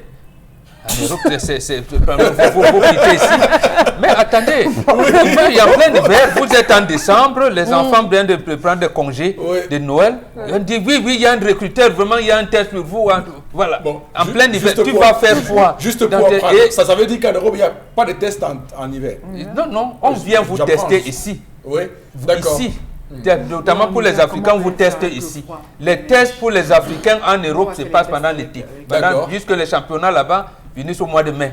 Là, on peut vous faire des tests là-bas d'acclimatation. Mais justement, vous avez raison d'interpeller nos compatriotes. Oui. Il y a même quand même, vous voulez vous recruter. Je sais également que les entreprises aujourd'hui, ils évitent le contact physique, vous envoyez le dossier par mail. Mais à aucun moment, nos compatriotes doivent savoir qu'on ne demande pas l'argent. Lorsqu'on vous dit de postuler par voie électronique, on ne vous demande pas l'argent.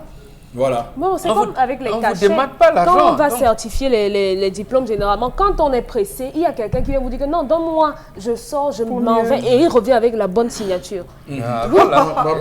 Oui, Chalamel décrit. D'accord. En tout cas, je rappelle, et Chalamel, attention, je rappelle que, et d'ailleurs je le dis parce que j'ai moi-même d'ailleurs été face à cette situation, il y a beaucoup de gens qui sont un tout petit peu paresseux. Vous voulez certifier un document, vous allez à la sous-préfecture, vous suivez le procédé, vous timbre de 1000 francs et fiscal. puis on vous suit le document. Qu'est-ce qu'il y a de passer par les démarcheurs qui vous prennent l'argent et qui vous harcèlent, Monsieur Eric Fopoussé, moi je comprends pas. Moi j'ai un problème avec lorsque ça. vous arrivez pour certifier un document, lorsque vous avez fait, on vous dépose, on vous dit passer à 15 h, passer à 16 h. Oui. Il y a Oui, des c'est gens vrai. qui ont un entrées. problème, non pas des entrées, ils ont un problème. Parfois, la date de limite de dépôt des dossiers, ils ont eu une information tardive. Ouais. La date de limite des dossiers, c'est à midi. Et on lui demande de venir à 16 h. À des moments, c'est des jeux qui se jouent. Puisque quand vous venez faire, on vous demande c'est pourquoi. C'est pour quel type. Vous dites c'est pour un concours. Ah, on voit beaucoup de jeunes qui viennent pour tel concours. Ils savent, monsieur Rifopoussy. Parfois, vous arrivez à 16 h, on dit que le responsable n'est pas passé depuis le matin. Il a en telle réunion. Vraiment, on va voir comment on pourra vous libérer le matin. C'est des jeux qui se font dans ces différentes préfectures. Donc, le dire aujourd'hui, c'est comme si... Non, mais moi j'ai réussi. Non, Vous êtes un cas. Il faut donc dire non, Chalamel, Non, mais dites aux Camerounais de ne pas se soumettre à ce jeu. Beaucoup de gens. Mais De ne bon. pas, même lorsque vous avez la date limite, c'est aujourd'hui, Oui. vous vous présentez à cette sous-préfecture, ce n'est pas vous allez ailleurs. Il y a même les dossiers. Vous allez, vous n'êtes il y a pas même les- il y a même les obligé. dossiers. Il y a même les dossiers Non, il y a le d'immigration. facteur argent. Il y a Oui. beaucoup de Camerounais qui dépensent non, il y a- beaucoup d'argent pour immigrer, alors que c'est moins cher. Est-ce que vous savez que lorsque vous allez à l'ambassade, dans une ambassade pour faire des dossiers, il y a beaucoup de gens qui mystifient cette opération, qui font croire qu'il y a beaucoup de choses à payer, et pourtant si vous-même, vous allez dans le site de l'ambassade, vous faites vos recherches, vous cherchez Aussi à facilement, savoir vous ce qu'il y a à retrouvez. faire, vous pouvez facilement Absolument. économiser beaucoup d'argent. Mais vous avez des gens comme ça, ils ne savent pas ce qui se passe, qui croient que tout est mystique, tout est Alors, moi, je vais vous prendre un Oui, cas, monsieur oui, Eric Chalamel, Fopoussy. oui. Vous savez, ça fait plusieurs mois qu'on a piraté mon compte. Plusieurs mois, aujourd'hui, je l'ai dit même d'ailleurs sur les antennes, qu'on a piraté mon compte Facebook. La personne qui a piraté mon compte Facebook s'est amusée à balancer les recrutements, justement en disant que les recrutements dans telle structure, il y a telle structure qui est en train de faire des recrutements. Mon téléphone commence à sonner. Est-ce que l'affaire elle est vraie? Gars, tu as le réseau, positionne-moi par rapport au réseau. Vraiment, dis-moi, il faut la compter. C'est combien? Je veux...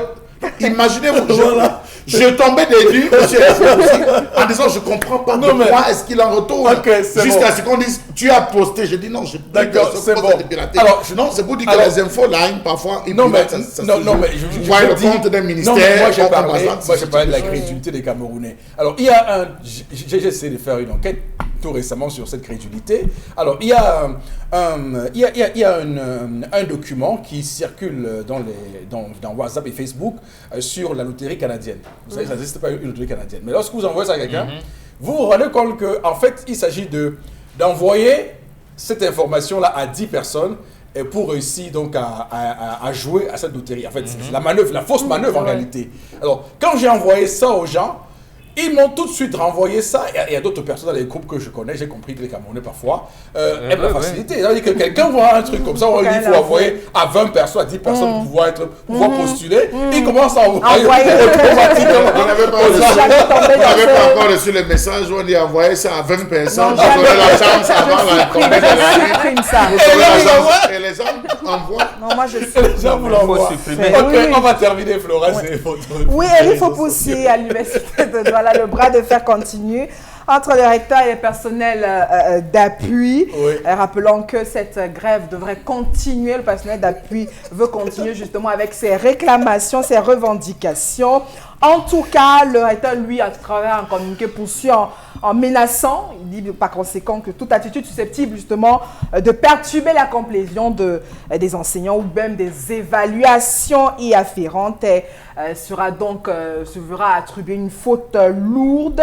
Le cas échéant, l'institution tire également en rigueur toutes les conséquences à l'encontre justement des concernés. On voit même déjà des licenciements qui se dessinent à l'horizon justement, et le personnel d'appui a des revendications très simples. À nous le SMIC, comme on peut lire à travers leurs différentes sorties. Donc ils essaient tout simplement à travers un communiqué également de faire un ralliement justement par rapport à ces différentes revendications. L'appel à la grève du président du bureau régional du SINAPUC, en tout cas, est toujours d'actualité. Le personnel d'appui compte ne pas baisser les bras justement pour se faire entendre. On aurait cru que justement ce débriefing entre le rectorat justement et le personnel d'appui aurait pu donner quelque chose de bon. Oh que non, on est toujours justement à ce bras de fer. Alors c'est clair que si ça se confirme, c'est qu'on est très déçu par cette attitude du recteur de l'université de Douala, professeur François-Xavier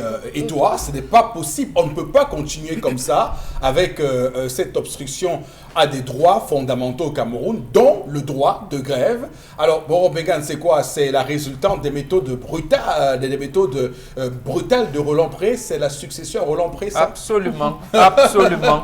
Et lorsque ça atteint ce que vous appelez le temps du savoir, c'est très grave. Oui. C'est-à-dire que l'un enseignant de rang magistral comme lui ne peut pas dialoguer. Il sait que les revendications sont légitimes, sont fondées. Oui. Au lieu de leur dire non, chers amis, voyez, nous avons les contraintes budgétaires telles que, pardon, excusez, bon, par exemple, il y en a qui ne dépendent pas de moi, il y en a qui disent, bon, essayons de voir, c'est la répression après. D'accord. Malheureusement.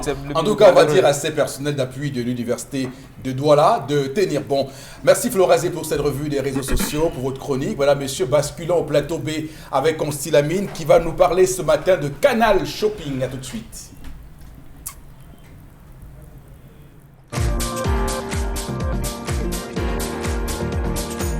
Ouais, notre pays a beaucoup de critères. D'abord, le séjour des étrangers. Qu'on paye 120 000 en 2 ans, c'est 5 000 francs par mois, ça ne résout pas le problème des Camerounais. Le deuxième volet, c'est que tous ces étrangers qui exercent des quincailleries au Cameroun, pour lieu de faire l'exploitation de leurs ressortissants en domaine d'esclavage, ils doivent employer les Camerounais. Quand un ministère de commerce connaît déjà qu'un Biafra a une boutique à plus de 10 millions, on doit employer les Camerounais pour que les jeunesses travaillent. C'est d'abord ça le fait de lancer du Cameroun. Avant de voir toutes ces spéculations qu'on donne au Cameroun pour rien. Un Camerounais ne vit pas chez lui. Tu veux louer une maison, une boutique, un étranger vient le louer la boutique. Il faut que l'État se base sur ça. Ça, c'est mon intervention.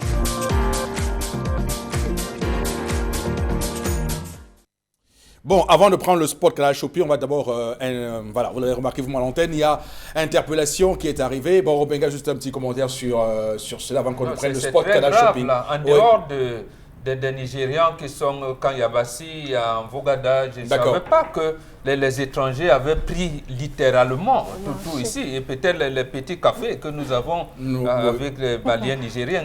Mais si l'État du Cameroun a laissé prospérer également au niveau des quincailleries et tout, ça veut dire qu'on ne vit plus. Ça veut dire que le Camerounais devient étranger chez lui. Et là, ça devient très grave. D'accord, ça c'est la vraie souveraineté.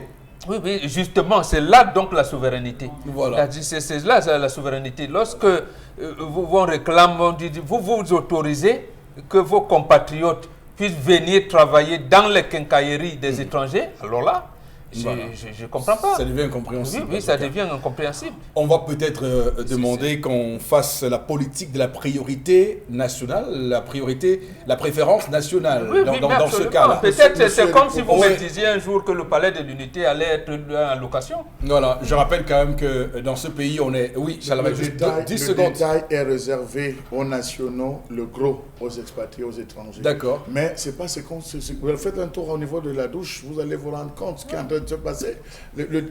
Ceux qui sont arrivés font le rempli de milieu, se retrouvent à faire la vente en gros, la vente en semi-gros, la vente en détail et plus qu'en détail. D'accord. En tout cas, on n'a pas encore atteint le cas En principe, on devait les contraindre de s'associer à un Camerounais pour ouvrir même les quincailleries. On n'a pas encore atteint le cas du Gabon avec Lee White.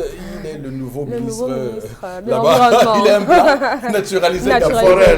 Le ministre des Forêts au Gabon n'a pas encore atteint ce niveau où nos ministères sont... Non, on a dépassé. On a nommé un Français directeur général du Trésor ici au Cameroun en 92. Oui, mais ça, c'est une époque. Voilà. Mais nous sommes en 2019. Je vous ai dit, il était directeur général du Trésor.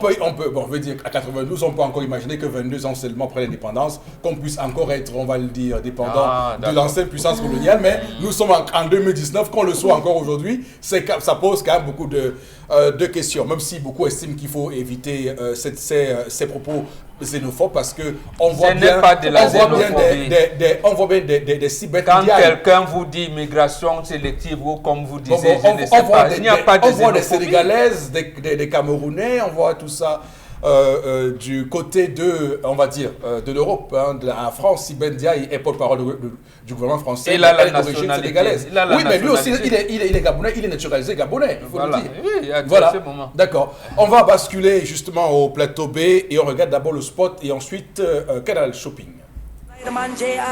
Dites adieu au régime contraignant, aux séances interminables de gym, mais continuez à affiner votre silhouette sans trop d'efforts. C'est très simple. Il vous suffit d'enfiler ce top et ce panty de sudation et de vaquer à vos activités habituelles. Dès que la doublure intérieure entre en contact avec votre peau, elle augmente la chaleur naturelle de votre corps, favorisant et stimulant ainsi la sudation. Éliminez les surcharges d'eau et façonnez-vous une très belle silhouette. Ce n'est pas tout. Il vous permet également d'éliminer les toxines accumulées qui sont la cause de la formation des capitons, mais aussi source de fatigue. Quant à votre peau, elle sera purifiée, raffermie et tonifiée. Optez pour Sonachapeur et retrouvez la silhouette dont vous avez toujours rêvé. Commandez dès maintenant votre Sonachapeur à Canal Shopping. Canal Shopping, la boutique où tout ce qui vous est nécessaire nous tient à cœur. On a écouté. Alors, Constilamine, bonjour et bienvenue.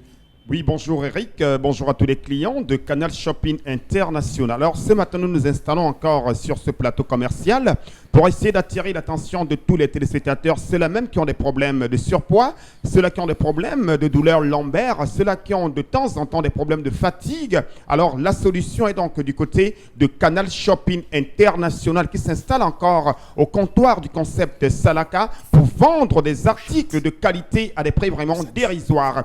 Nous allons tout de suite commencer la vente de ce matin par le dauphin masseur que voici. Ah ben oui, c'est un petit poisson qui fait des merveilles. Regardez comment il se présente. Ce petit poisson fait des véritables merveilles sur notre corps. Le dauphin masseur que voici est un véritable appareil de massage et de relaxation. Le dauphin masseur permet bien entendu de pouvoir nous éliminer de la fatigue. Le dauphin masseur s'utilise à la maison, au bureau, partout où vous êtes.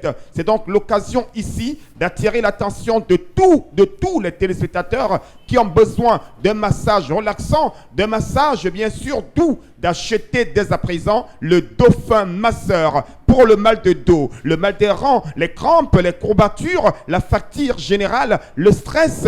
La solution, c'est bel et bien ce petit poisson, le dauphin masseur, vendu bel et bien chez Canal Shopping à un prix vraiment très abordable. Je rappelle que le prix était de 25 000 francs, mais depuis que nous sommes en promotion, vous l'avez à 10 000 francs.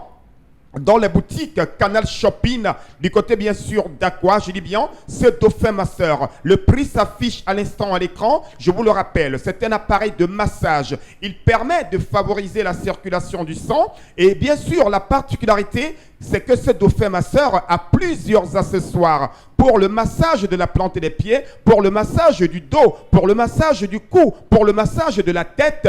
Plusieurs accessoires accompagnent ce dauphin masseur que vous retrouverez, comme je l'ai si bien dit, au prix de 10 000 francs dans les boutiques Canal Shopping de Douala, de Yaoundé et de Bafoussam. Alors, chers téléspectateurs, Plus besoin de dire que j'ai la fatigue, plus de dire que j'ai mal au dos, j'ai mal à la plante des pieds. La solution, elle est là et chacun peut l'utiliser. Les papas, les mamans, les enfants, chacun devrait l'avoir à la maison. On n'a plus besoin d'aller se faire masser n'importe où. À la maison, au bureau, on a son dauphin masseur. Et je rappelle que le prix est un prix de promotion. Vous l'avez à 10 000 francs dans les boutiques Canal Shopping situées en plein cœur de Douala, derrière Douala Labo, à Yaoundé, à côté de la pharmacie Tongolo, du côté de Bafoussam également. Et ceux qui sont hors de ces différentes villes peuvent nous appeler à nos numéros de téléphone et bénéficier d'une livraison à domicile. À côté bien sûr du dauphin masseur, vous avez le Sauna Shaper. Oui, le Sauna Shaper, c'est votre vêtement de dégraissage. Le Sauna Shaper élimine les toxines. Le Sauna Shaper élimine les surcharges d'eau dans le corps. Le Sauna Shaper, on peut l'aborer à n'importe quel moment de la journée. On peut mettre sa veste, son kaba, son gandoura et avoir son Sauna Shaper à l'intérieur du corps. Donc, n'hésitez surtout pas, chers téléspectateurs, c'est l'occasion plus que jamais de l'avoir, bien entendu, au prix de 20 000 francs. Il élimine les toxines. Le Sauna Shaper favorise également la circulation du sang. Le Sauna Shaper est un véritable vêtement qui vous donne la bonne humeur. Oui, le Sauna Shaper, ceux qui ont des problèmes de surpoids, ceux qui ont des problèmes de graisse dans le corps, alors je vous conseille vivement d'avoir le Sauna Shaper qui est un vêtement pas comme les autres pour un dégraissage de qualité. Vous l'avez bien entendu à 20 000 francs au lieu de 40 000. Le prix va encore s'afficher à l'écran pour le bonheur de tous nos téléspectateurs. Vous l'avez à 20 000 francs. Un vêtement de dégraissage neuf dans le carton avec garantie. Alors je rappelle bel et bien les points de vente pour ceux qui veulent avoir le dauphin masseur à 10 000 francs et le Sauna Shaper à 20 000. Nous sommes à Douala, à Aqua, derrière Douala Labo. Nous sommes également du côté de Paja Center, à Makepe, à Yaoundé. Nous sommes à côté de la pharmacie Tongolo. Les numéros de téléphone s'affichent à l'écran. Commandez dès à présent. Ceux qui n'ont pas assez d'argent, c'est l'occasion plus que jamais de faire des réservations. N'attendez pas la fin du stock. Donc, Anyman must get dauphin masseur for 10,000 francs. Merci beaucoup, Constilamine, pour cette vente. On vous retrouve dans un court instant pour la suite. Le temps pour nous de déclamer quelques messages envoyés par les soins de nos téléspectateurs ce matin sur Equinox Télévision.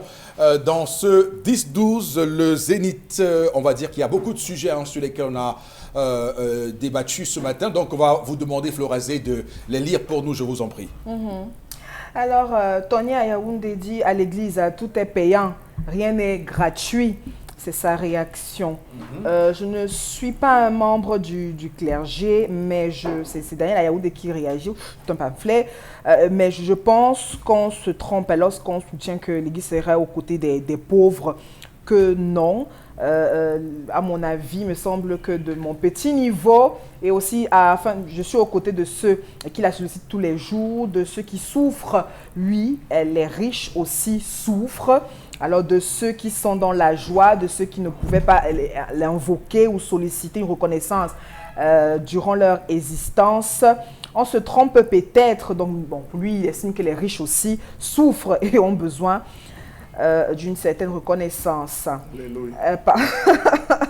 L'Église est mercantilement pire que les autres les autres églises conventionnelles. C'est Olivier à Bandougan qui réagit ce matin. Oh, ben, c'est le message. Vous avez dit quelque chose il a quand dit. même. C'est tout, il s'est arrêté là. Touché. Oui, Charles. Est-ce que l'Église catholique de Rome ne pouvait pas faire fondre tous ces diamants d'or, ces lingots d'or qu'on lui remet pour pouvoir aider les pauvres? Oui. Ça diminuerait la pauvreté. Ça diminuerait la pauvreté. Voilà. Ça c'est clair, clair. Parce que vous savez que le Vatican est un État très riche. Super riche. Le Vatican est un État très riche. Que l'Église enrichit, que les chrétiens enrichissent. Donc, l'État du Vatican, parce que le Vatican c'est un État, il faut qu'on comprenne ça. L'État du Vatican est un État riche. Il faut le dire. De par les chrétiens. Florazé, attention, on va s'arrêter là. Constilamine, une fois de plus avec nous. Avec Constilamine, on va évoquer les Red Copper et les super gants. Constilamine, c'est à vous, allez-y. Alors, une fois de plus, le concept Salaka revient pour la vente et la présentation de ces poêles qui seront d'ailleurs testés et présentés en direct tout à l'heure à partir de 12h30 dans un restaurant partenaire du concept Salaka, notamment le restaurant Le Griadan, c'est à Bonapriso à la rue UTA. C'est donc l'occasion déjà pour moi ici d'inviter les clients qui sont dans la ville de Douala, qui ont le temps à partir de 12h. Je vous donne rendez-vous au magasin 1001 Tapis. Nous irons ensemble savourer les merveilles culinaires qui sortent tout droit de la poêle Red Cooper du côté du restaurant Le Griadan à Bonapriso. Donc c'est une invitation qui devrait concerner tous les clients du concept Salaka, ceux qui ont le temps. Déjà, il faut rappeler bien que toute l'équipe du Zénith sera de ce côté tout à l'heure, parce qu'aujourd'hui, nous allons permettre à nos téléspectateurs de vivre en direct les merveilles de la poêle Red Cooper. Et pour arroser c'est-à-dire ce grand buffet que le concept Salaka offre à ses clients, je vais permettre à ceux qui sont hors de la ville de Douala de bénéficier d'une réduction spéciale. Parce que vous n'aurez pas le temps d'être avec nous à Bonapriso au Griadan, mais vous allez bénéficier des réductions spéciales sur la poêle Red Cooper, qui est déjà en promotion à 14 000 francs, mais uniquement pour aujourd'hui. Vous allez l'acheter à moins de 14 000 francs. C'est donc l'occasion pour moi d'attirer l'attention de tous les clients du concept Salaka. Alors, pourquoi acheter la poêle Red Cooper? Il faut déjà rappeler que la poêle Red Cooper ne colle pas. La poêle Red Cooper, elle est durable. La poêle Red Cooper, elle est nyanga. Et on n'a pas besoin d'utiliser de l'huile quand on utilise Red Cooper. Red Cooper permet de réaliser les frites de plantain, tout type de frites. On peut également faire les gâteaux dans la poêle Red Cooper. La preuve en est, du côté du restaurant Le Griadan, les gâteaux qui sont dégustés là-bas sortent tout droit de la poêle Red Cooper. Vous l'avez donc à 14 000 francs. C'est le prix de promotion, mais uniquement pour aujourd'hui. Tous ceux qui vont commander à l'instant, yes non, vous avez jusqu'à 19h pour commander la poêle Red Cooper et bénéficier d'une réduction spéciale sur le prix de 14 000 francs. À vos téléphones, à vos marques prêts, appelez dès à présent et achetez la poêle Red Cooper à moins de 14 000 francs, qui est déjà le prix de promotion. À côté, bien sûr, de la poêle Red Cooper, vous avez ces gants de cuisine que vous retrouverez normalement en promotion à 5 000 francs. Mais aujourd'hui, vous les acheterez à moins de 5 000. Et ceux qui ont besoin de la poêle Red Cooper et de la paire de gants, vous débousserez la somme de 16 500 francs, qui est le prix de promotion, mais uniquement pour aujourd'hui. Ceux des clients qui sont intéressés, vous l'achèterez à moins de 16 500 francs. Le point de vente, vous le connaissez déjà, c'est le magasin 1001 Tapis qui est situé en face du Palais d'Ika à l'entrée de la rue Mermoz. Nous sommes ouverts de 9h à 18h30, mais on peut appeler après 18h30 et bénéficier toujours des réductions. Question de retirer sa marchandise demain. Alors, chers téléspectateurs, le concept Salaka, c'est le vôtre. C'est un concept de vente de qualité à moindre coût. Donc, ceux qui m'écoutent en ce moment, vous êtes dans les bureaux, vous êtes à la maison, vous êtes, c'est-à-dire quelque part vous êtes, venez directement au magasin 1001 Tapis. Tout à l'heure, à 12h15, nous irons tous ensemble découvrir les merveilles de la poêle Red Cooper au restaurant Le Griadan, du côté bien sûr de Bonapriso, partenaire majeur du concept Salaka. Merci beaucoup et à tout à l'heure au magasin 1001 Tapis. D'accord.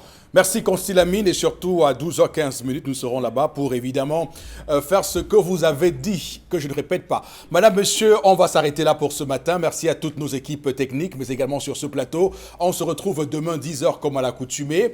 Surtout que Dieu bénisse le Cameroun.